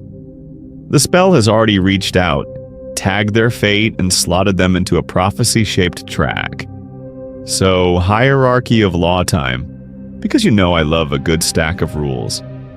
At the top, you get primordial enchantments and contracts, the stuff cast by founders, councils of archmages, or whatever pre-wand civilization carved runes into reality. Under that, ministry law, Azkaban sentences, decree for the reasonable restriction of underage sorcery. You get the picture. And at the bottom, way down in the kiddie pool, are institutional policies, school rules, tournament regulations, McGonagall threatening to turn you into a pocket watch. In that world, Dumbledore and the staff are legally and magically obligated to obey the highest tier first. If Goblet Law says this name is a champion, then Ministry safety codes and Hogwarts house rules are just suggestions. You can't overrule a fate contract with a strongly worded memo from the Department of Magical Games and Sports. Why not just cancel the whole thing? Because breaking that contract isn't just contempt of court, it's magical treason against the fabric of the deal. In order to stop the tournament, you'd have to defy an artifact that might retaliate. Think. Curses key to the host institution, the castle losing its international protections, or the bound champion's life force getting yanked as a penalty clause. You don't just void a goblet contract, the goblet voids you back. So all the teachers stand there silently running that risk calculation. Either they let a 14-year-old compete in Dragon Dodgeball, or they gamble the entire school, their careers, and possibly Harry's soul on trying to break fate law. And because adults in this world are pathologically allergic to transparency, they do not explain any of this. That's the dark secret. They frame it as the rules say you must compete instead of we're choosing to honor a lethal magical tradition instead of testing the system for you. Harry hears destiny. What's actually happening is institutional risk management with the child's life as the deductible. And if fate contracts can strong-arm Hogwarts like that, what other ancient deals are quietly steering who lives, who dies, and who gets hired to teach defense against the dark arts next? Magical Contracts 101. Why Harry can't just opt out. So let's answer the question every sane person screamed during Goblet of Fire. Why can't Harry just say, "No thanks, I choose life," and go back to herbology? To explain that, I'm going to lay out how magical contracts actually work in this harder rule version of the wizarding world. First layer, definitions. When wizards talk about binding magic, they're not being poetic. You've got spoken oaths that hook into your magic like a parasite. You've got capital U unbreakable vows, which are basically magically notarized suicide pacts. You've got enchanted artifacts like the Goblet of Fire that act as autonomous contract engines. And then you have boring stuff like Hogwarts letters and school rules that, once signed or magically accepted, gain metaphysical teeth. It's all the same family. Promises that reality itself helps enforce. Under the law of fate and sacrifice, these contracts can override individual will, but they're supposed to follow rules. Who's allowed to enter them? What counts as consent? How are minors protected? In a sane system, you'd need capacity, informed terms, and some kind of guardian sign-off in order to lock a 14-year-old into a lethal tournament. In this world, though, fate is a recognized legal force. If a contract is old enough, powerful enough, and tied to prophecy or large-scale destiny, the law bends toward the deal must stand, even if the human ethics are screaming. So I'm going to add one more ugly doctrine: proxy consent. For certain ancient fate-backed contracts, any eligible participant's name entered by a recognized authority or artifact counts as binding consent, even if the individual never personally agreed. It's like magical power of attorney, but cursed. The goblet, the sorting hat, maybe even the original founder's charter, all sit in this category. If they say this one, the system treats that as if you signed in blood. Now plug Harry into that. The goblet isn't just a cup. It's treated as a quasi-legal person with standing. Centuries ago, the schools and ministries pre-committed. Whatever the goblet selects, we honor. That's the real contract. When Harry's name comes out, the binding isn't between Harry and Dumbledore, it's between Harry and the goblet's underlying spell. Everyone else is already magically on the hook to enforce it. His personal wishes? Legally irrelevant noise. Pattern interrupt. Notice who actually objects. It's the humans. McGonagall is horrified. Students are shocked. Parents would riot. The magic doesn't care. The adults choose to side with the contract, not the kid, because breaking a fate-back deal risks backlash on a scale they can't control. And once you see that, you start spotting contract culture everywhere. House sorting is a lifetime magical placement based on one charged conversation with a sentient hat. Hogwarts discipline runs on oaths of fealty to house rules and school bylaws that can literally curse you for cheating. Even Snape's later unbreakable vow with Narcissa is just the extreme version of the same mindset. A promise is more sacred than mundane ethics. So if the vow says, kill Dumbledore, then killing Dumbledore becomes, in their twisted framework, the ethical move. Which raises the next question. If the staff are this comfortable weaponizing contracts, oaths, and artifacts, what else are they signing on Harry's behalf without telling him? Why no one saves? Cedric, teachers versus the contract. So when I say the staff are comfortable weaponizing contracts, I'm not just talking about Narcissa's drama vow. I'm talking about the moment they literally watch a student walk into a death maze and do basically nothing. Let's dive into the third task. On paper, it's just a maze. In practice, it's a shifting hedge prison full of lethal spells and semi-sentient obstacles. You've got the blast-ended Scroots, the giant spider, the imperious attacks, the walls that try to crush you. You get the picture.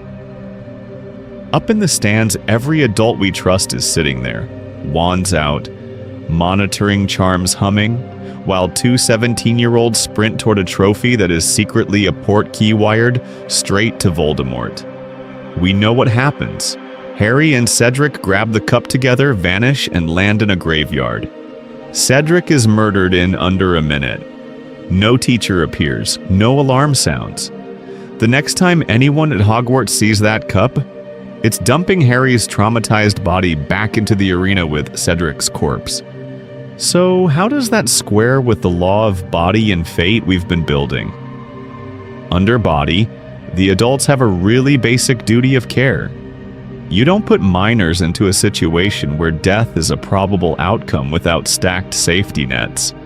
Under fate, contracts and prophecies try to drag people towards certain outcomes, but you're still morally on the hook for how much you lean into that drag. To make this work as a hard magic world, I'm going to propose a specific rule baked into the tournament: a non-interference clause. Once the final task starts, direct intervention by staff is magically and legally restricted. You can't just apparate in, yank your champion out, and call it a day. The Goblet's contract treats that as sabotaging Fate's trial. The only allowed overrides are if a champion explicitly forfeits, "I'm done, get me out," or if the monitoring spells detect an external threat that isn't part of the task. This sounds reasonable, right? Otherwise, Karkaroff could accidentally rescue Crumb the second he falls behind. But watch where it fails. The graveyard is outside the maze's monitored boundary. The cup leaving the field looks to the enchantments like a valid portkey completing the task. Voldemort's resurrection, the ritual, the duel, none of that pings the system because the system stops at the hedge line. So, from the staff's perspective, nothing crosses the non-interference threshold. No forfeit. No flagged external threat inside the maze. Just silence and then a portkey returning one body and one barely alive champion. By the time they're allowed to act, fate has already cashed Cedric's life, and this is the real horror. Cedric's death isn't just tragic, it's predictable. It's what you get in order to keep ancient magical contracts pure. The staff have quietly agreed that honoring the Goblet's binding is more sacred than installing an emergency override that says, if a kid vanishes off-grid during a lethal event, we break the rules and go get them. Which raises a darker follow-up. If they'll let a student die rather than violate a tournament clause, what other laws are they quietly bending or breaking when it comes to Dumbledore's long game with Harry? Hogwarts hidden HR. Who actually hires these people? So if they'll let a kid die for a tournament clause, we kind of have to ask the really boring, terrifying question: who is actually signing the contracts around here? Like, who structurally is responsible for saying, yes, let's put the ex-Death Eater in charge of potions, and the werewolf in charge of children? Let's dive into Hogwarts' hidden HR department. On paper, you've got 3 obvious power centers: Dumbledore as headmaster, the Board of Governors, and the Ministry. I'm going to treat it like a 3-tier hiring system because that actually explains the chaos way better than Wizarding World is just vibes. Tier 1, Dumbledore nominates. He decides who he wants in the castle, writes up the magical equivalent of a CV, and the castle itself probably recognizes his authority for things like office wards and staff access spells. Tier 2, the Board of Governors rubber stamps. These are the Lucius Malfoy types who care about prestige, test scores, and not getting sued by angry pureblood donors. They're the ones who can technically fire Dumbledore in Chamber of Secrets, which tells you they have veto power, but they mostly use it when their kids get petrified, not when the curriculum casually includes blast-ended scroots. You get the picture. They intervene when optics get bad, not when risk is high. Tier 3, the Ministry only steps in for what I'd call national security posts. Defense against the dark arts during an active Voldemort cycle is basically a war office. That's how you get Fudge installing Umbridge directly, bypassing Dumbledore's nomination and the board's common sense. It's also how you justify Moody but actually Barty. Dumbledore wants a war-grade Auror, the Ministry is happy to say yes on paper, and no one is doing background checks with Polyjuice-level paranoia. Run Snape through this system. Long-term post, sketchy past, admitted Death Eater. Under normal HR rules, used unforgivable curses equals life in Azkaban, not tenure. But in a 3-tier war framework, Dumbledore nominates him as a strategic asset. The board shrugs because he produces OWL results, and the Ministry quietly accepts because having a double agent close to Hogwarts is useful. Lupin? Same structure, different pressure point. Dumbledore nominates, board tolerates on a short-term contract until the werewolf secret leaks, parents freak out, and he's gone by morning. Lockhart is the funhouse mirror version. Celebrity hire, pure optics. Dumbledore nominates him because literally no one else wants the cursed job. The board loves the PR, and the Ministry doesn't care because we're not officially at war. The law of sacrifice kicks in here. In order to keep the school open and pretend things are normal, they sacrifice quality and safety in hiring.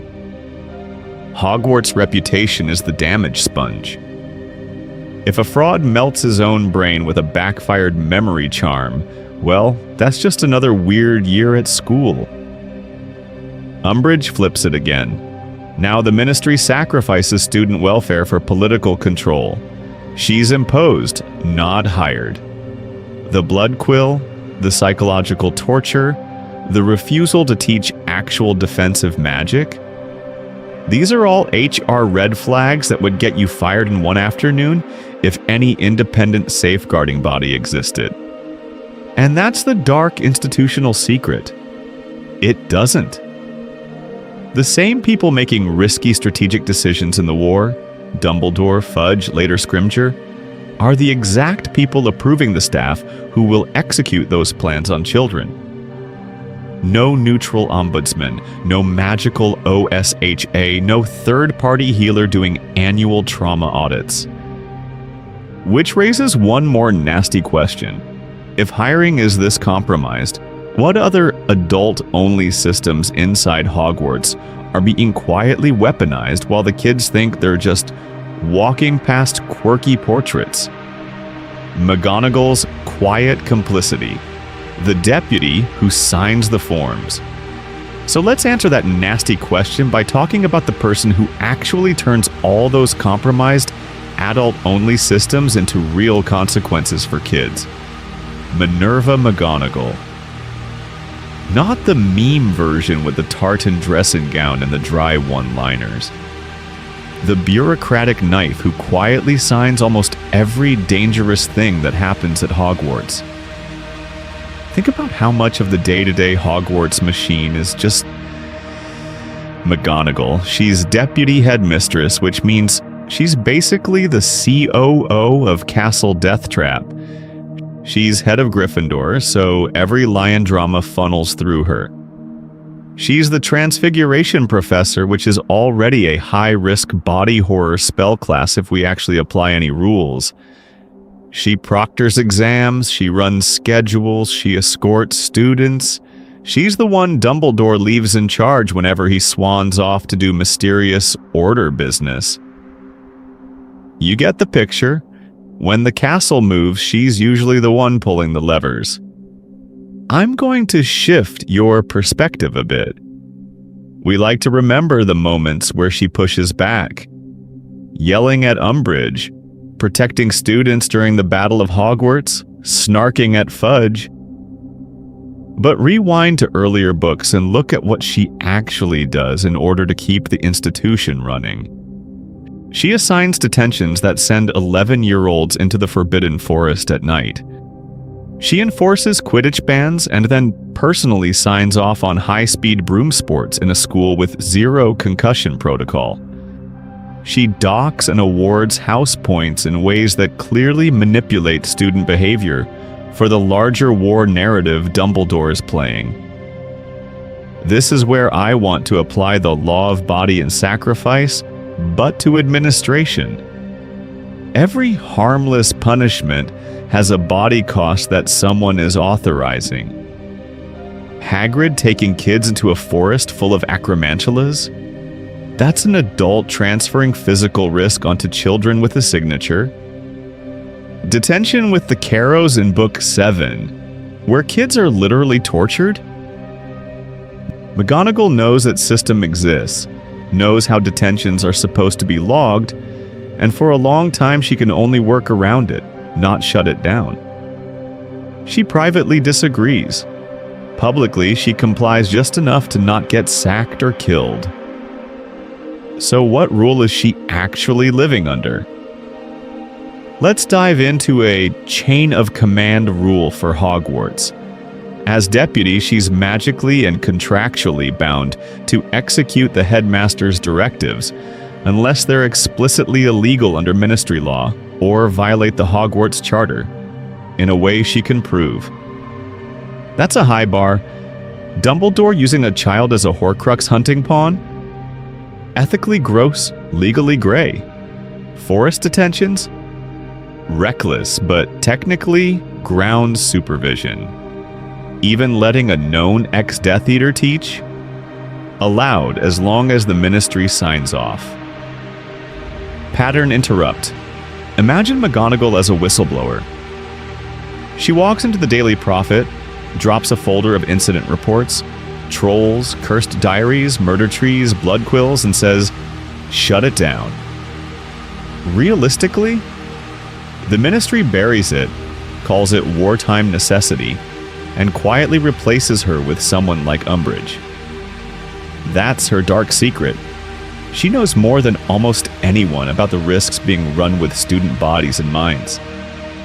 She sees the patterns in discipline logs, hospital wing reports, Quidditch injuries, missing students.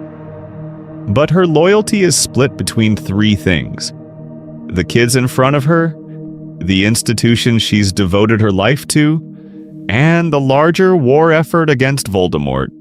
And when those conflict, she keeps the machine running, trims the sharpest edges, and doesn't blow it up. Which raises an even uglier question.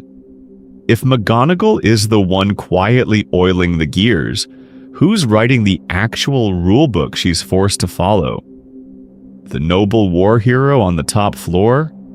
Or the ex-Death Eater in the dungeons? Castle as co-conspirator, the sentient Hogwarts problem. So here's my pitch. What if the real headmaster of Hogwarts isn't Dumbledore or Snape at all? It's the building, and everyone on staff knows it. We've all joked that Hogwarts is semi-sentient. Moving staircases, trick steps, portraits gossiping, secret rooms that appear and vanish. You get the picture. But if we stop treating that as quirky set dressing and start treating it as a system with rules, suddenly McGonagall's "I just work here" energy looks a lot more like I'm managing a very old, very opinionated machine. So let's dive into the physics first, because I'm going to be annoying about this. If staircases can rotate, vanish, or extend, that's not random whimsy. That's a controlled reconfiguration of mass and space. The castle is doing work, which means trigger conditions. Maybe it responds to crowd density, magical signatures, or intent. You're sneaking to the 3rd floor at midnight? The energy cost to swing a staircase is tiny compared to, say, letting a troll stomp through a hallway. The castle chooses the cheap intervention, same with the room of requirement. It doesn't just pop in for whoever needs a bathroom. It appears for people whose intent aligns with the castle's long-term goals. It opens for Dumbledore's army to train, but not for Filch to find them. It hides the Half-Blood Prince's textbook, Horcruxes, and decades of contraband. At that point, it's basically a hard drive partition of Hogwarts' brain, gated by an intent-based lock. So what's the governing rule set? I think you get something like a castle covenant. Ancient enchantments laid down by the founders that bind the building to one priority above all. Protect the continuity of Hogwarts and its magical tradition, even if that means endangering individual students in the short term. The Forbidden Forest is allowed to be lethal, but it rarely kills anyone important to the school's narrative arc. Peeves can drop chandeliers, but not on the chosen one. Fate law meets building code, and the teachers absolutely exploit this. Dumbledore lets the 3rd floor corridor stay booby-trapped because he trusts the castle to filter who actually reaches the stone. He doesn't need a full security team. He has a semi-sentient maze that can misroute first years and funnel Voldemort-adjacent problems exactly where he wants them. The staff loses track of Harry constantly because the castle is running its own curated obstacle course in order to test and harden him. Even the DA meetings are basically Hogwarts choosing a side. The room gives them space, dummies, and concealment without a formal staff vote. It's the same pattern as the portraits quietly guiding Harry, or staircases helping him escape Filch but not Umbridge's blood quill. For everyone else that enjoys dark little system details, this is the faculty outsourcing moral responsibility. We didn't endanger the kids, the castle did. We just didn't stop it. Which reframes the staff's secrets. They're not just breaking rules, they're in a long-term partnership with the semi-sentient institution, whose priorities were written by medieval war mages, not modern child safety committees. The real question isn't, why didn't a teacher intervene? It's, what deal did they already make with the castle, and what happens when one of them finally tries to break it? Portraits, pensives, and the weaponization of memory. And that deal with the castle doesn't stop at moving staircases and murder basements. It extends into the one resource Hogwarts hoards more than cursed artifacts. Minds, or at least very convincing recordings of them. Let's dive into the memory tech stack Hogwarts is quietly running. You've got pensives, which are basically magical external hard drives for thoughts. You've got bottled memories, which are shareable .mp4 files of your trauma. You've got talking portraits of dead headmasters, which pretend to be quirky decor but behave like Legacy A is trained on a single user. And sitting on top of all that, you've got Dumbledore curating which clips Harry sees. And when like a one-man propaganda ministry, under the law of mind I've been using, memories are identity-adjacent data. They're not just information, they're the way your brain encodes who you are. So copying one, editing one, or selectively presenting one is not a cute plot device. It's a massive power move that should be regulated at the same level as like medical procedures and unforgivable curses.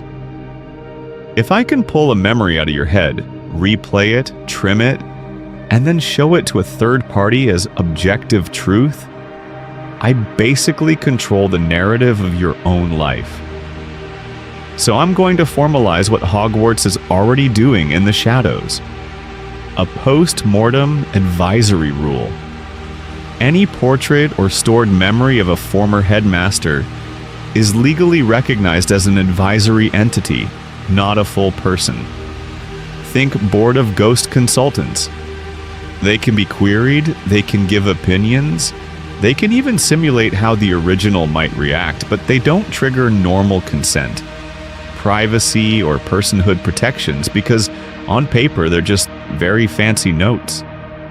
Convenient, right? For everyone else that enjoys spotting the loophole, you see where this goes. If Phineas Nigellus's portrait is just an advisory construct, staff can ask him about past students, secret passages, or classified wars without any of the awkward, "Did the original Phineas actually agree to this data use?" Conversation. The castle has built-in post-mortem surveillance search, and the teachers get root access. Dumbledore takes that and cranks it to 11. Look at the Slughorn memory and Half-Blood Prince. Slughorn literally edits his own memory to hide the Horcrux conversation. Dumbledore doesn't just show Harry what really happened. He withholds, he drip feeds, he frames the entire thing as a noble quest to restore truth. In order to push Harry into confronting Slughorn, he weaponizes the gap between the corrupted memory and the real one. It's curated truth, sold as transparency. And that's the ethical horror. Hogwarts has the magical equivalent of deepfakes and AI-generated advisors, and they're using them on a teenager. Harry doesn't just learn facts, he learns the version of events that best shapes him into a willing child soldier. How many decisions does he make based on edited highlight reels that Dumbledore scheduled, like content drops? Because if this is how they treat one prophecy kid, what do you think they're doing with everyone else's memories? And what happens when a teacher decides to rewrite more than just their past? Student privacy? The Marauders already broke that. So when a teacher can literally edit your memories, the obvious follow-up is, did Hogwarts ever care about privacy in the first place? Or did the castle come preloaded with surveillance DLC and everyone just sort of shrugged and went, magic? Let's dive into the most on-the-nose example, the Marauders map. This thing is an always-on real-time tracking system for every person in the castle, plus moving blueprints of every corridor, secret passage, and supposedly private location. Dorms, bathrooms, the Shrieking Shack. If your feet are touching Hogwarts-related stone, that parchment knows, tags you by name, and helpfully broadcasts your location to whoever's holding it. And it wasn't made by the Ministry or some dark lord, it was made by 4 bored students. From a rules perspective, I'm going to bundle this under a combo of the Law of Mind and the Law of Body. Not because it reads your thoughts, but because constant location tracking is functionally a soft mind invasion. Your patterns, your routines, your secrets mapped. And it's a bodily autonomy problem too. You can't opt out by, like, walking quietly. Your physical presence is being turned into data about you without consent, without oversight, and with zero cooldown. Imagine if your high school let a couple of juniors install ankle monitors on everyone for mischief. You get the picture. But culturally, nobody treats it like that.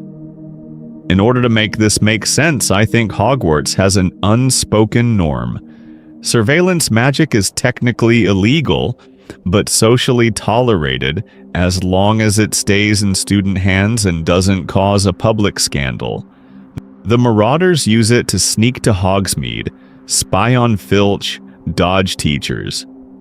Fred and George use it to run pranks and black market candy. It's basically the magical version of jailbreaking the school Wi-Fi. Administration knows something's up. But as long as no one dies and no parent writes an angry owl, they look away. The problem is what happens the second adults decide it's useful. Pattern interrupt here. The moment Lupin recognizes the map, that should be the scene where a responsible teacher confiscates an illegal surveillance artifact and files like 3 reports. Instead, he quietly pockets it and then uses it as an unofficial security feed. He monitors Harry. He monitors the grounds. Later, teachers and order members lean on it to track threats and students in the same breath, with absolutely no formal regulation, no warrants, no, "Hey, by the way, your movements are being logged" memo. And this is where it loops back to Dumbledore and Snape.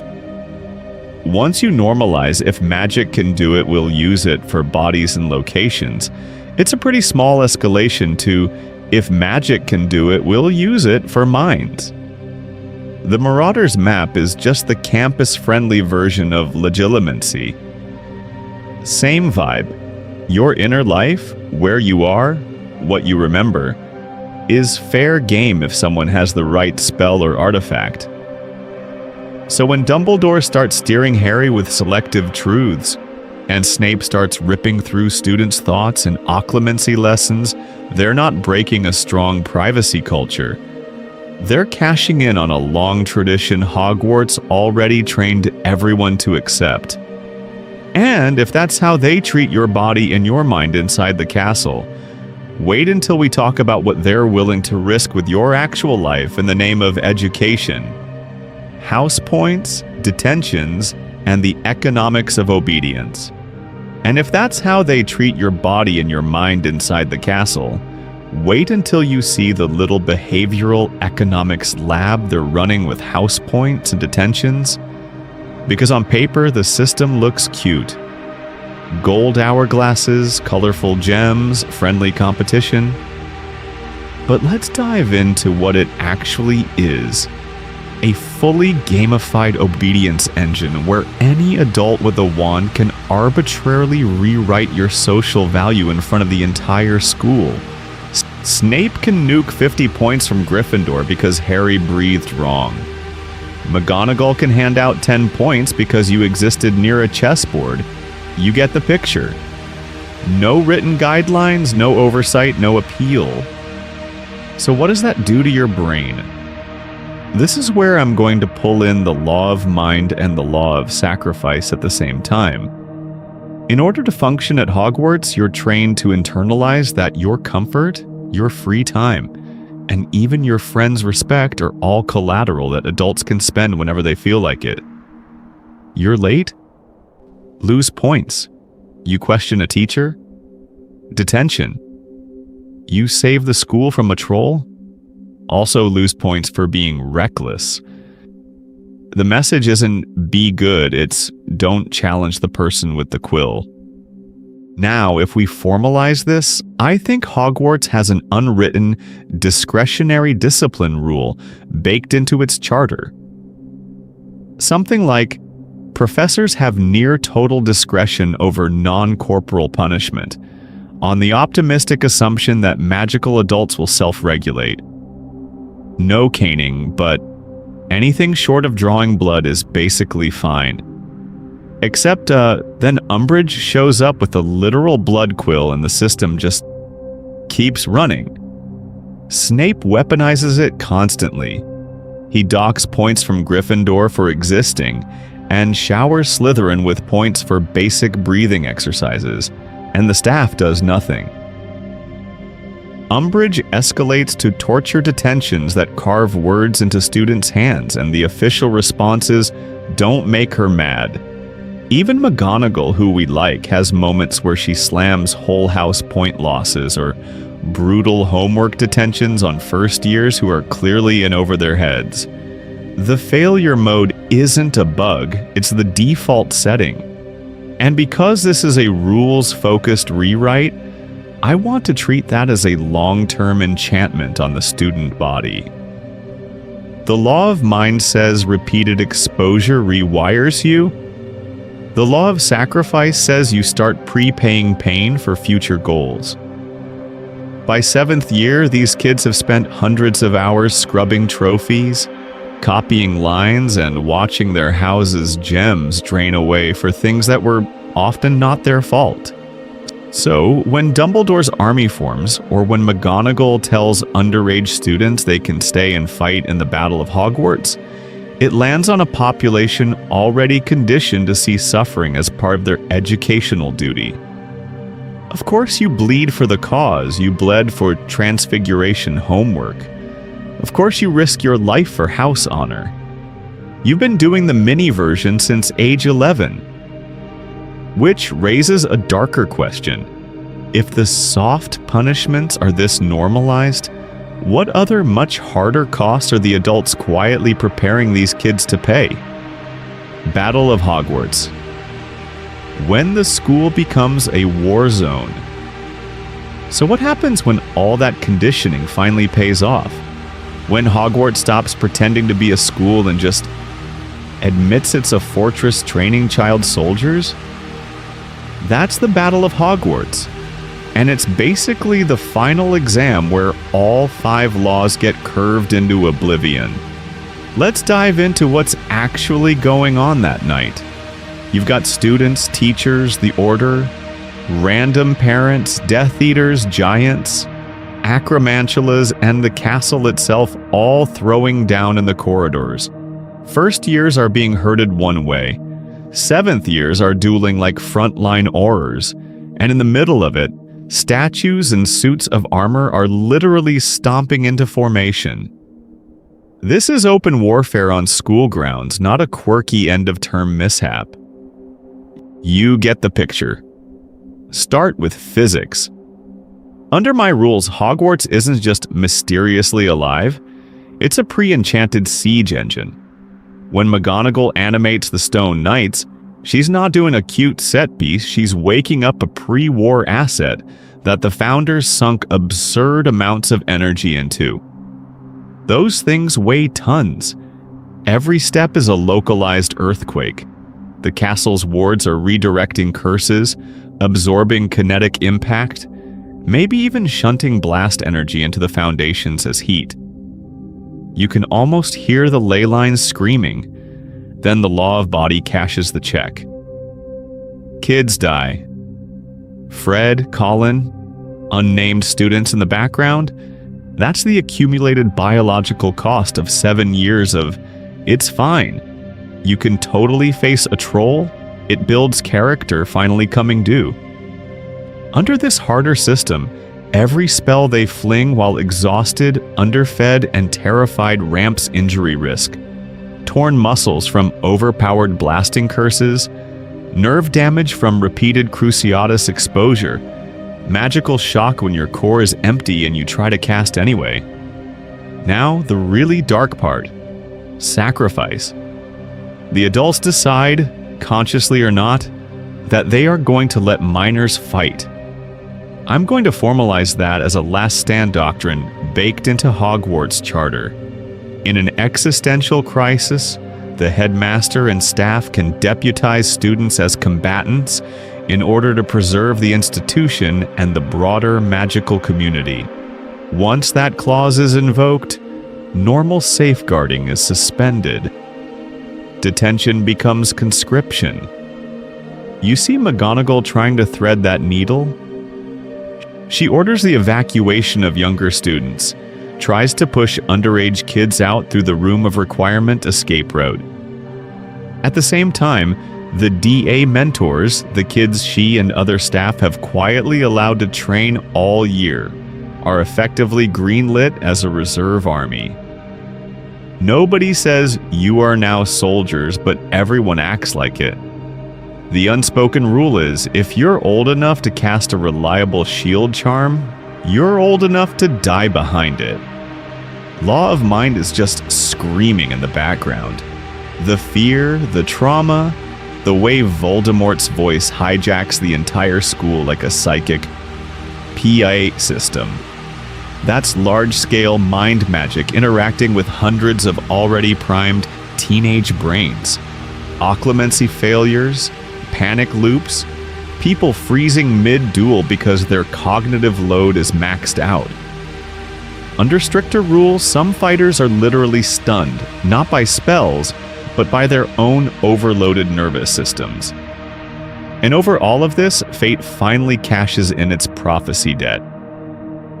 Harry walking into the forest isn't just plot armor drama, it's the system rebalancing after years of paradox. The Last Stand doctrine plus the Chosen One clause basically says, the only way the castle survives is if its most over-invested asset voluntarily offers himself up. Every prior compromise on safety, consent, contracts, and discipline has been leading to this moment where school is a legal fiction, and Hogwarts is openly an armed resistance cell with a library. Which raises one last awful question. If the staff can flip that switch on the charter so easily, what else is hiding in Hogwarts' fine print that we never see invoked on screen? Aftermath. We never see. Trials, amnesties, and institutional amnesia. If Hogwarts can just toggle "we're a school" off and we're a paramilitary base on, you have to ask, what happens when the war is over and everybody has to pretend this was normal? Let's dive into the giant narrative black hole the books kind of skate past. The cleanup. We never really see post-war trials for the people who ran this machine. Not for the teachers who weaponized children, not for the ministry officials who signed off on blood quills, not for the governors who apparently read none of the safety reports. We get a few newspaper clippings, a vague sense of Death Eaters bad, everyone else fine, and then it's back to Quidditch. You get the picture. The story smash cuts from apocalypse to epilogue without the boring, messy part where you have to decide who actually goes to Azkaban. So, I'm going to pull in the law of fate and sacrifice here, but apply it to politics instead of a spell. Victors write the rules. In order to stabilize reality after a magical civil war, the new ministry basically has to invent a retroactive moral physics. If you were on the right side, a whole category of crimes just doesn't count. Broad amnesty for good-aligned actors who broke laws while opposing Voldemort becomes the invisible ninth Weasley child at every policy meeting. Did you use unforgivables on Death Eaters? Did you endanger students while running a resistance cell out of a castle? If it contributed to the final sacrifice that killed Voldemort, fate balances the ledger and the law politely looks away. That gives you specific, very convenient outcomes. Snape gets posthumously exonerated, his use of unforgivables and his Death Eater past refiled under deep cover asset, do not question. Dumbledore's worst choices, the child soldier grooming, the Horcrux secrecy, the calculated letting kids almost die moments, get sealed in some classified archive that only unspeakables and very nervous ministers can access. Umbridge, on the other hand, is perfect scapegoat material. She's alive, she's hated by literally everyone, and her crimes are cleanly Ministry branded, not Order branded. Throw her to the Dementors, and you can sell the story that the system self-corrected. Pattern interrupt. Notice who doesn't change. Hogwarts. The charter might get a couple of amendments. No more cursed artifacts in classrooms, maybe a line about enhanced transparency with parents. But the core structure stays. Same houses, same staff hierarchy, same... The staircases try to kill you sometimes, kids. It builds character vibe. Because if you admit the full extent of teacher misconduct, you don't just indict a few bad apples. You delegitimize the school that produced almost every hero in your shiny new war narrative. And that's the real dark secret. It's not only what the teachers did, it's how little anyone wants to interrogate it once Voldemort is gone. You can't tug too hard on McGonagall weaponizing teenagers, or Flitwick running combat drills, or Hagrid casually walking first years into lethal forests, without asking whether this was ever a school at all. And if the next section is going to ask what it means to grow up in that kind of normal, you might start to see why everyone in power is very invested in a little magical amnesia. System check. How the 5 laws explain every plot hole. So let's take that "is this even a school" feeling and actually run a system check on it. Because if this is a death trap, it's a very organized one. I'm going to pull all the threads together with the same 5 laws we've been using from the start. Physics, body, sacrifice, mind, and fate. Once you run the teachers through that filter, a lot of so-called plot holes stop being mistakes and start looking like policy. Physics first. The law of mass and movement is what makes Quidditch and hallway mayhem not bugs, but sanctioned edge cases. Broom sports at terminal velocity? That's Hogwarts saying, yes, the physics are lethal, but the pitch is a tradition zone with different acceptable risk. Moving staircases, murder elevators, the Whomping Willow, you get the picture. They're all physical hazards that the castle is allowed to deploy because the institution has carved out these weird little pockets where the usual safety expectations are suspended. Body sits on top of that. This is the law that turns McGonagall's "let's weaponize the children" vibe from simple negligence into a known trade-off. Combat drills, transfiguration accidents, Lupin's werewolf risk, Umbridge's blood quills shredding hands. They're all examples of the system cashing out in flesh. The staff aren't confused about the cost. They're just operating in a culture where student bodies are the accepted currency in order to maintain a magical elite. Sacrifice is where Dumbledore really lives. His whole long game with Harry only makes sense if there's a top-tier rule that big magic and big wars demand proportionate payment. Prophecies, Horcruxes, unbreakable vows. These are binding contracts that outrank any modern school regulation. Dumbledore withholds the prophecy, grooms a child soldier, and lets Cedric die because the war-level sacrifice law is simply above Hogwarts' HR handbook. You can't policy your way out of a cosmic blood price. Mind explains Snape and all the creepy mental boundary violations. Occlumency lessons that are basically state-sanctioned psychic assault. Legilimency used as informal background checks, the way teachers and portraits spy on students. Those are security exemptions. Under the Mind Law, privacy is not a right. It's a resource the institution can seize whenever it feels threatened. That's how a former Death Eater walks free. His value as a double agent inside that mental surveillance regime outweighs the letter of the unforgivable curse statute.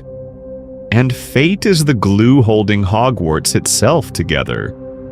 We treated the castle as semi-sentient, running on old oaths and founding-era enchantments that want a certain kind of story. House rivalries, chosen ones, tragic champions. The cursed defense job, the forbidden forest that keeps accidentally escalating. The way Harry keeps getting funneled into boss fights. That's fate enforcing narrative equilibrium. If time turners and prophecy are on the board, the universe demands a Cedric, demands a Harry with trauma, to keep the books balanced. Put all 5 together and what you get is something surprisingly Sanderson adjacent. Clear costs, student safety, autonomy, sanity. Hard limits. Ancient contracts and castle-level enchantments outrank any individual teacher's conscience. Real consequences. Dead kids, broken adults. A hero who is technically saved but will never be okay. The whimsy doesn't vanish. It just becomes the colorful wrapping paper over a very old, very ruthless, magical legal system. And if we accept that rulebook as real, we have to ask, what kind of stories is Hogwarts actually built to tell? Coming-of-age comedy or generational war machine? In the next section, I want to sit with what it means to grow up thinking this is normal, and what kind of wizard that produces. Teachers as dark wizards, reframing the staff as systemic antagonists. So if Hogwarts is a generational war machine dressed up as a boarding school, we have to talk about the people running the machine. Because once you plug our rules into the setting, the staff room stops looking like quirky mentors and starts looking like a very polite rogues gallery. Let's dive into Dumbledore first. On the surface, twinkly-eyed grandpa, fond of sherbet lemons. Under our harder system, benevolent war criminal. He withholds the prophecy, hides the Horcrux situation, and trains a traumatized kid to walk calmly into his own execution without informed consent. That's not just manipulative, but for love. That's a general drafting a child soldier, banking on the fate rule to cash out Voldemort's soul with Harry's life. He breaks magical law constantly. Time turners, illegal detentions, harboring a known Death Eater. Because in his head, survival of the wizarding world is the only metric that matters. McGonagall then becomes his loyal enforcer. She's strict, yes, but under these rules, she's also the one who normalizes the body cost of danger. She sends 11-year-olds into a forbidden forest full of creatures that can literally drink their blood in order to teach detention. She watches Quidditch matches where kids fall 100 feet in high winds and calls it school spirit. You get the picture. She's not evil. She's internalized a safety calculus where child maiming is an acceptable side effect of toughening them up for war. Snape is where it gets really spicy. In canon, he's the tragic anti-hero. In a legalistic magic system, he's a state-sanctioned torturer with tenure. He's used unforgivable curses, which should mean life in Azkaban, but Dumbledore's political capital and occlumency skills basically launder his record. Inside the classroom, he weaponizes mind rules, humiliation as a teaching tool, deliberate trauma to prepare Harry for Voldemort's mental attacks. I'm going to say it. He's Hogwarts Black Ops program, wearing a frock coat. Lupin, by contrast, is the marginalized risk. The biology rules turn lycanthropy into a chronic, resource-intensive condition that the institution refuses to meaningfully accommodate. They spike his tea with Wolfsbane, throw him into the castle with children, and then act shocked when parents complain. Lockhart is the systemic failure version of the same thing. The vetting system is so focused on ideology that a fraud with stolen memories and a brain full of backfired obliviates slides right through. The problem isn't just Lockhart, it's that the hiring spell clearly checks Death Eater and not competent, sane adult. And then Umbridge shows up as the legal sadist. She doesn't sneak dark magic into the school, she files it in triplicate. Blood quills that carve lines into your hand, contracts enforced by the ministry, detentions that literally rewrite your body. This is mind and sacrifice magic wrapped in bureaucratic stationery. She's what happens when you take Hogwarts' existing attitude toward child pain and just make it official policy. So the real dark arts at Hogwarts aren't just in the DADA classroom, they're institutional. It's the normalization of mind invasion via legilimency lessons, binding magical contracts that override consent, ghosts and portraits spying on kids for the staff, all justified by tradition and war stories. Under that lens, Harry's arc tilts. It's not only defeat Voldemort, it's survive and outgrow the deeply compromised institution that raised him to die. And this isn't unique. Rothfuss's university quietly tolerates murdery magic in the archives. Sanderson's Voron Church blesses soul-destroying fabrials. Paolini's writer's orders talk about peace while running a hereditary superweapon club. Once you see that pattern, Hogwarts teachers stop being cartoon villains or flawless heroes. They're products and perpetuators of a rule system that always picks survival and tradition over individual well-being. Which raises a nasty little question. What does that system do to the kids who actually make it out alive? That's where we're going next. What a fixed Hogwarts would look like. Hard rules, higher stakes. So let's answer that nasty little question by doing something Hogwarts staff would never do. Put the rules in writing. Imagine a fixed Hogwarts where, on day 1, you don't just get sorted and traumatized by a hat. You get a safety and fate charter packet. There's a whole lecture on magical contract hierarchies. Goblin oaths at the top, ministry statutes under that, school charters under that, and your little pink permission slip at the very bottom. You sign informed consent forms for Quidditch, for care of magical creatures field trips, for defense practicums that involve controlled exposure to mind magic. You get the picture. In this version, Harry doesn't just overhear the prophecy by accident and then get vibes from Dumbledore for 5 books. I'm going to have him sat down in year 5 for a formal prophecy clause briefing. McGonagall, a ministry liaison, maybe a goblin legal observer, because why not? All in the room. They explain, look, a binding fate class spell tagged you. You have enumerated rights, enumerated risks, and 3 documented exit options, all of which suck. Suddenly, when Harry keeps fighting anyway, it's not blind loyalty, it's informed sacrifice. Try Wizard? Totally different tone. No random name out of goblet loophole. Parents get a thick contract outlining mortality rates, unbreakable vow clauses on impartial judging, and a line that literally says, dragons may cause dismemberment. Molly Weasley has to sign or not. Imagine the dinner argument. Imagine Percy citing subsection 12 while Fred and George try to steal the quill. The stakes go up because every adult who signs off is now complicit on paper. Even Snape's occlumency lessons shift. In canon, it's basically, show up to my office so I can emotionally waterboard you. In fixed Hogwarts, those sessions happen under monitored conditions.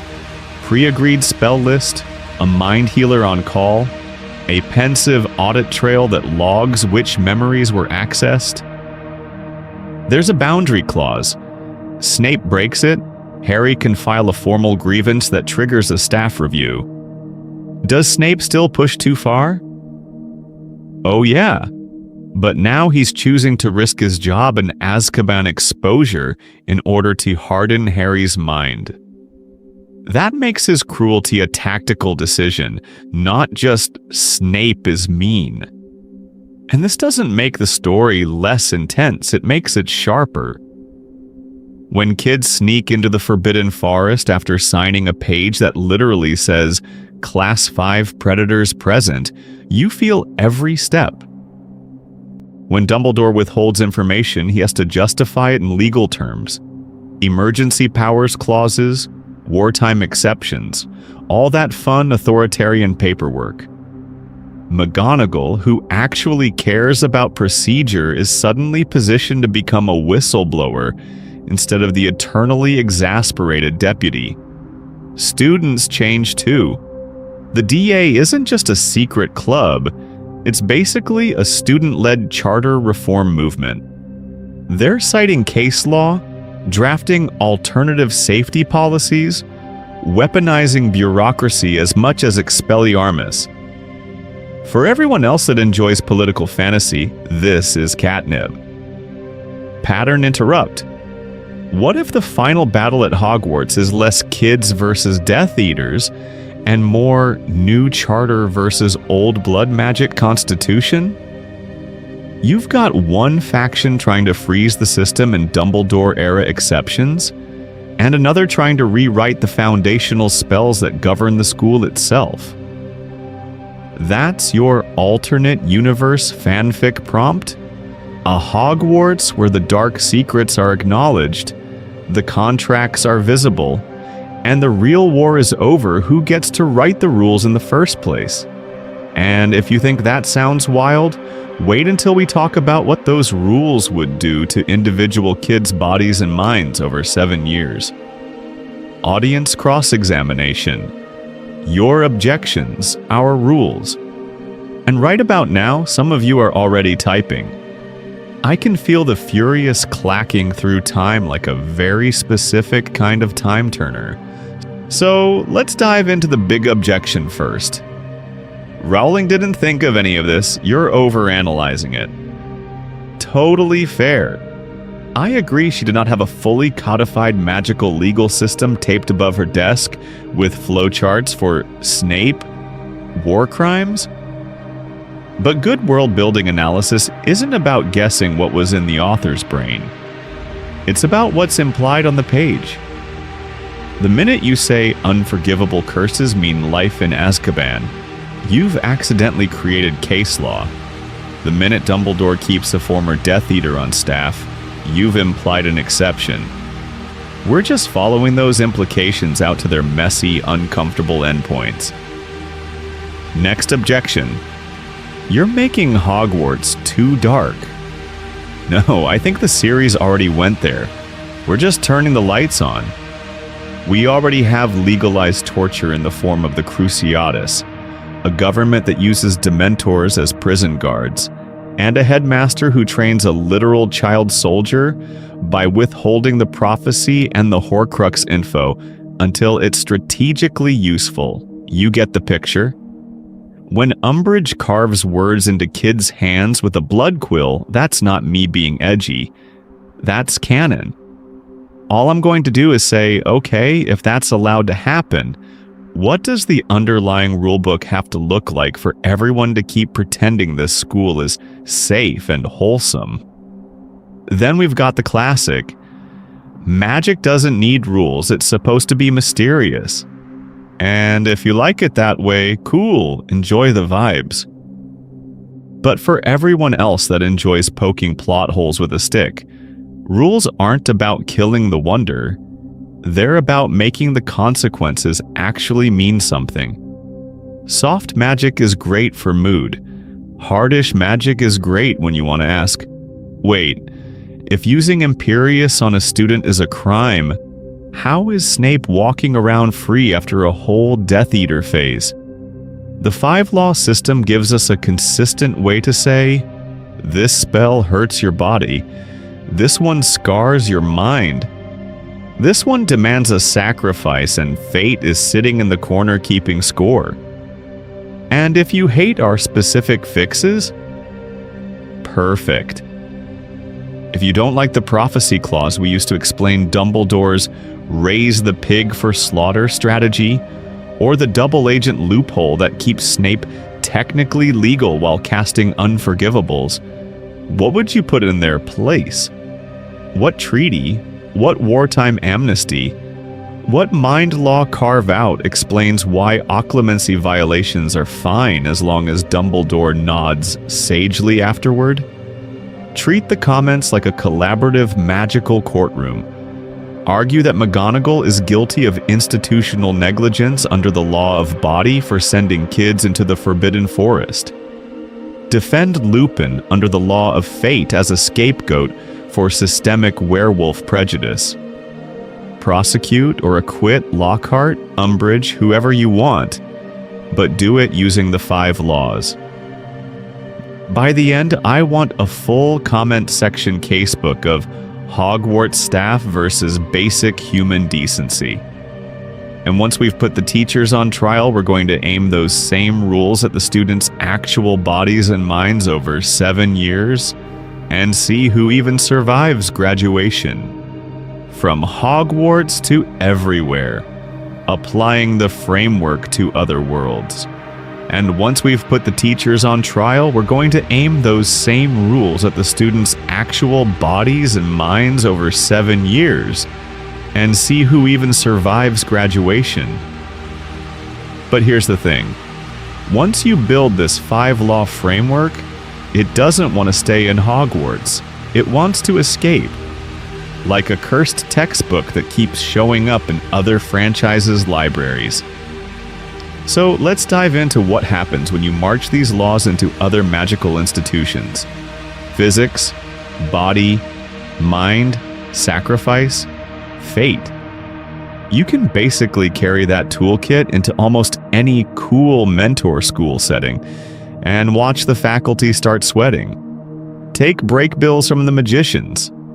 If you actually enforce body and mind, half of those students should be in magical rehab for burnout and dissociation.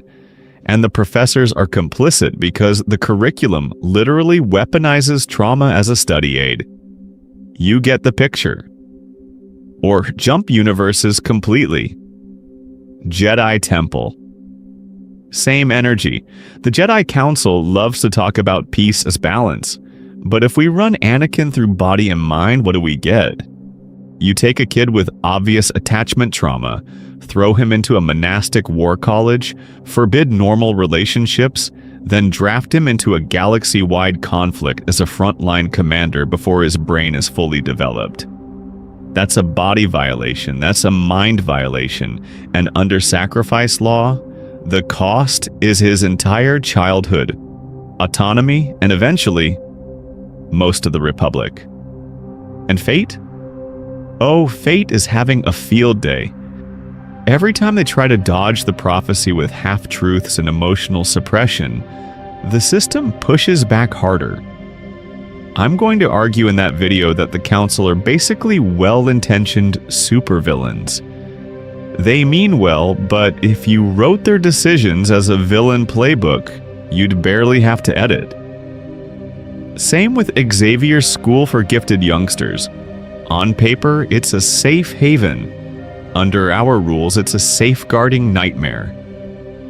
Mind law plus sacrifice law ask, who gave Charles Xavier permission to rummage around in students' heads, rewrite memories, or send traumatized teenagers into live fire missions for the dream? Once you quantify psychic damage and long-term neurological cost, that school starts to look less like a sanctuary and more like a very polite child soldier factory. Pattern interrupt. It's not just magic. We can run this on tech, too. Stark internships, Starfleet Academy. Any place where adults hand kids reality-bending tools and say, "You'll be fine, probably." Once you start looking at mentors through this lens, you realize how many of them are just Dumbledore with better PR. So for everyone else that enjoys this kind of cross-world rules lawyering, I'm going to keep expanding the project.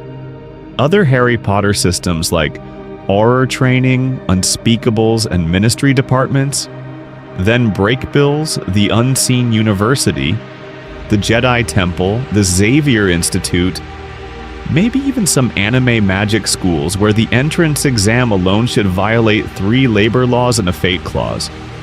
This Hogwarts video is just one case study in turning soft, vibes-based magic into rule-coherent, consequence-heavy systems. Next up, we zoom back in and see what happens when these laws stop judging teachers and start tearing through the student body, year by year. Recap: the dark rulebook behind Hogwarts whimsy. So zooming back out for a second, what did we actually do to Hogwarts here? We basically stopped treating the teachers like quirky British mentors and started treating them like operators inside a ruthless magical rule system that quietly prioritizes tradition, contracts, and war over whether a 12-year-old comes home with all their limbs. I'm going to recap this like a rulebook because that's what's really hiding under the whimsy. With Dumbledore, we pulled the curtain on the prophecy clause. Once fate tags Harry as the One, Dumbledore shifts into full wartime ethics mode. He withholds the full prophecy, buries the Horcrux truth, and builds an entire curriculum around training a child soldier without informed consent. Is that kindness? Is that lawful? Or is that a headmaster exploiting a fate contract that says, you must die at the right time, in the right way, and optimizing around it? Then you get Snape, who is basically a walking double-agent loophole. On paper, using unforgivable curses is a one-way ticket to Azkaban. In practice, Snape's occlumency, his unprosecuted Death Eater past, and his constant mind invasions of students only make sense if the system has a carve-out. If your mind magic serves the war effort and you're bonded to Dumbledore by a sacrifice grade vow, the law looks away. You get the picture. The rules don't stop the abuse, they just decide who's allowed to do it. McGonagall looks nicer, but once we ran her through the framework, she turned into tradition-based negligence. She keeps sending kids into lethal Quidditch matches, cursed objects, and detentions in the Forbidden Forest, because the institution's sacrifice rule says some casualties are an acceptable price for maintaining the old ways. Lupin, Lockhart, Umbridge? That's Hogwarts HR on fire. A werewolf with no stable potion supply, a memory-wiping fraud, and a ministry torturer with a blood quill all pass whatever background check exists, because the war and the politics demand a warm body in that defense against the dark arts slot. And over all of this, the castle itself stops being cozy and starts looking complicit. Once we applied physics to the moving staircases in the Forbidden Forest, body to detentions and torture quills, sacrifice to who's allowed to die for the cause, mind to legilimency, memory charms and portraits, and fate to prophecies and contracts, Hogwarts stopped being random. It started behaving like a sentient institution that selectively enforces its own laws in order to keep the war machine running. So the payoff is this. By dragging those 5 laws out into the open, we can read the series as a much darker, way more coherent story about institutional power and the real cost of magical war, not just LOL wacky boarding school hijinks. For everyone else that enjoys treating fantasy like a physics problem, this reframing turns every spell, every detention, every quirky staffing decision into evidence. And if that changed how you see Hogwarts, I want you thinking about where we point this rule set next. Do we dissect another school? A different franchise? Or do we stay here and watch what happens when these rules stop judging the staff and start grinding through the students year by year? Let's dive into that. Your turn in the Wizengamot. Comment, argue, rewrite. So at this point, you've heard my case against the staff room. Now it's your turn in the Wizengamot. I'm going to hand you the quill and let you file your own briefs in the comments. Pick one teacher. Any teacher. Snape, Dumbledore, McGonagall, even poor I swear I tried Lupin, and run them through the 5 law system like you're their magical lawyer or their very angry prosecutor. Under the law of physics, body, mind, sacrifice, and fate, do they walk out of the courtroom or straight to Azkaban? Let's dive into a few specific charges because you get the picture faster when it's concrete.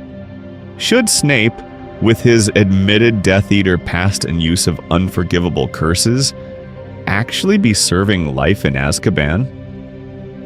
If you were defending him, what mind law or fate law arguments would you make?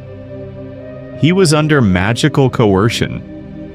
The prophecy forced a fixed timeline? Or do you throw the book at him and say, double agent or not, the rules are the rules? Now, Dumbledore, everyone's favorite war grandpa, was he justified under some kind of prophecy clause to withhold the full Horcrux info and basically train Harry as a child soldier without informed consent? In order to keep the fate system stable, does he get extra legal wiggle room? Or do you write a brand new statute that says, no, you can't emotionally groom a teenager just because destiny said so? For McGonagall, I want you to think institutional negligence. What hidden safety regulations must exist if she can watch first years fly, fall, and occasionally almost die and still keep her job? What safeguards would you bolt onto the Hogwarts charter without killing the magic? Mandatory ward audits? A maximum annual basilisk quota? You get to decide how far the body and physics laws go before the castle just turns into a very weird British boarding school. And then go wild. Write me fanfic premises as legal briefs. Give me alternate rule sets where Hogwarts has to answer to the Marvel Sokovia Accords, or where Sanderson's Cosmere scholars show up and say, "Cool castle, where is your sacrifice ledger?" If you want to build an entirely different magical legal system and drop Hogwarts into it like a defendant, do it. For everyone else that enjoys this kind of forensic world building, the comments are basically our shared case file. Pattern interrupt time. Pause the video, actually write one paragraph as if you're addressing the Wizengamot, and then come back. I'm serious. Future you will be delighted and mildly horrified. If you like being drafted for this kind of jury duty, hitting like and subscribe is just you agreeing to be auto-summoned for the next case. No owls, no parchment, just new episodes. Next on the docket, I'm looking at fixing the ministry's legal system.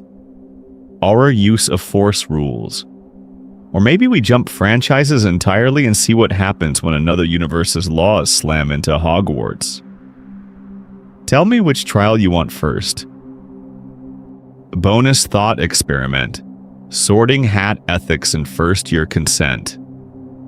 But before we clock out of magical jury duty, I want to throw one last weird case at you. Not a teacher this time. A hat. Because if we're putting Hogwarts on trial, you kind of have to cross-examine the sorting hat. So, let's dive into what this actually is. You sit 11-year-olds on a stool, drop a semi-sentient artifact on their heads, and it just dives into their minds. No waiver, no briefing, no. By the way, this spell is going to rummage through your trauma and ambitions. It reads their fears, their loyalties, their buried potential, and then makes a life-shaping decision about their social environment on day 1. And the kid's contribution is basically, not Slytherin? You get the picture. Under the law of mind and the law of fate we've been using, that's wild. Law of mind says any magic that cracks open your head should have costs, safeguards, maybe a cooldown so you can't just binge scan children like Netflix. Law of fate says if the hat is even quasi-prophetic, you do well in Slytherin, you belong in Gryffindor, then every placement is a soft prophecy. It's not just housing assignments. It's a massive exercise of power over minors' identities and futures. Who you befriend, which teachers invest in you, which career tracks you even see as for people like me, all get nudged by a one-time mind-reading spell. So I'm going to ask the uncomfortable question, what would a consent-respecting sorting look like? Do you make the mind-reading opt-in with a version that just does surface vibes if the kid says no? Do you let first years do a trial period in multiple houses, like magical speed dating, in order to see where they actually thrive before the hat locks it in? Or do you push sorting to, say, third year, when their personalities and goals aren't still in wet cement mode? How many Neville Longbottoms got fixed into a role too early because the hat decided their arc for them? And here's where it loops back to the staff room. Every adult at Hogwarts relies on this system to manage students. McGonagall timetables by house, Snape openly discriminates by house, Dumbledore literally weaponizes house loyalty in his war strategy. But no one ever seriously questions whether the system itself is fair or healthy. It's just another ancient rule everyone accepts, like moving staircases sometimes eat children, shrug. If even the sorting hat is ethically sketchy, if the very first spell Hogwarts does to you is an invasive, binding mind and fate ritual with almost no informed consent, then maybe the castle isn't a whimsical school with a few dark secrets. Maybe it's always been a dark institution wearing a whimsical hat.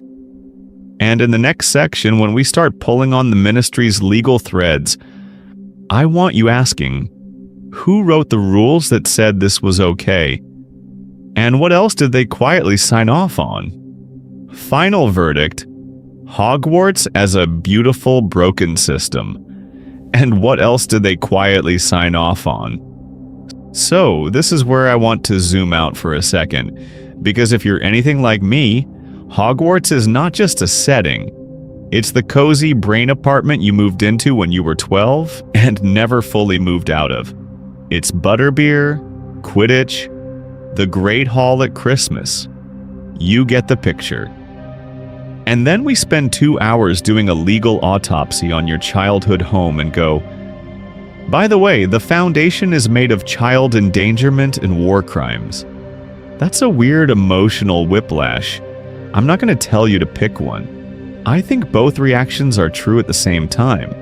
Hogwarts works so well as a story engine because the whimsy and the horror are welded together, not separated. You get floating candles and secret passages in the same building where a teacher uses a blood quill to carve detention into your skin, where a headmaster trains a literal child soldier by withholding the prophecy in order to keep his chosen one on track. The magic is fun because the rules are broken, and it's disturbing for exactly the same reason. Once you start looking at it with this rules lens, the contrast just gets sharper. Dumbledore's twinkly manipulation, Snape walking around with an unforgivable curse resume, and no Azkaban sentence. Lupin fired for being a werewolf while the castle itself tries to kill students every year. You see the pattern. The point isn't to say, aha, plot hole, story bad. It's to say, okay, if this is the system, what does it cost to keep it running and who's paying that bill? So going forward, I want you to sort of keep both lenses in your back pocket. On one side, enjoy the fantasy home. Let the sorting hat sing, Let the feast appear? Let McGonagall turn into a cat and scare the first years? On the other side, quietly clock the power structures. Who gets to decide what's Forbidden Forest level dangerous and what's just part of the curriculum?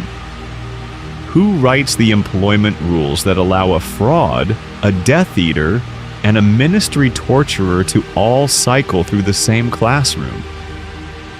Reading it this way doesn't ruin the nostalgia, it upgrades it. You're not just passively rewatching the same comfy scenes, you're actively world-building alongside the author. You get to imagine the oversight committee that finally shuts down blood quills, or the union of ghosts and portraits negotiating what secrets they're allowed to keep. You get to pitch alternate timelines where Hogwarts reforms instead of just surviving till the epilogue. For everyone else that enjoys fan rewrites and what if, this is basically catnip. And if you've stuck around through a 2-hour breakdown of spell mechanics, magical law, and the ethics of sending 11-year-olds into a murder maze, you are absolutely the niche this channel is built for. So, let's dive into the next layer of this mess. If Hogwarts is a beautiful, broken system, what kind of ministry would let it exist? And what happens when we start rewriting their rules too? Case closed. For now, subscribe for the next magical trial, which is basically the whole point of this project. I'm going to keep taking these soft, beloved magical worlds that run mostly on vibes and convenience, and stress testing them with hard rules until the hidden systems and the really ugly secrets buried under the whimsy snap into focus. So, if you want a front row seat the next time we drag a spell, a school, or an entire ministry in front of our very unofficial magical court, make sure you're subscribed. Hit the bell in order to get your official summons for the next trial, because YouTube is sort of like the Wiesengemot. If you're not on the list, you're not in the room when the chaos happens. Here's your homework. Drop a comment and tell me what you want on the stand next. Do we put the Auror's use of force under a microscope and ask why stun first? Ask questions never is standard procedure? Do we dissect ministry bureaucracy and figure out how many forms it actually takes to authorize one-time Turner? Or why nobody audits the Department of Mysteries? Do we go back to Hogwarts and tackle something even messier, like house elf labor law, or what the rules for sentient castles would have to be? Or do we jump franchises entirely and see what happens when these same rules hit, like Narnia or Star Wars or your favorite JRPG magic system? You get the picture. And if you've got that one friend who always pauses the movie to yell, "Wait, why didn't they just apparate?" Or writes 2,000-word Reddit comments about wizarding law at 3 in the morning, send this to them. For everyone else that enjoys arguing about whether unforgivable curses should auto-trigger a magical ankle monitor, or if Dumbledore's greater good strategy would survive an actual war crimes tribunal, this is your people. Welcome. Because this isn't just nitpicking plot holes for sport. This is about asking, if the rules were real, what would break first? The magic, the institutions, or the people stuck inside them?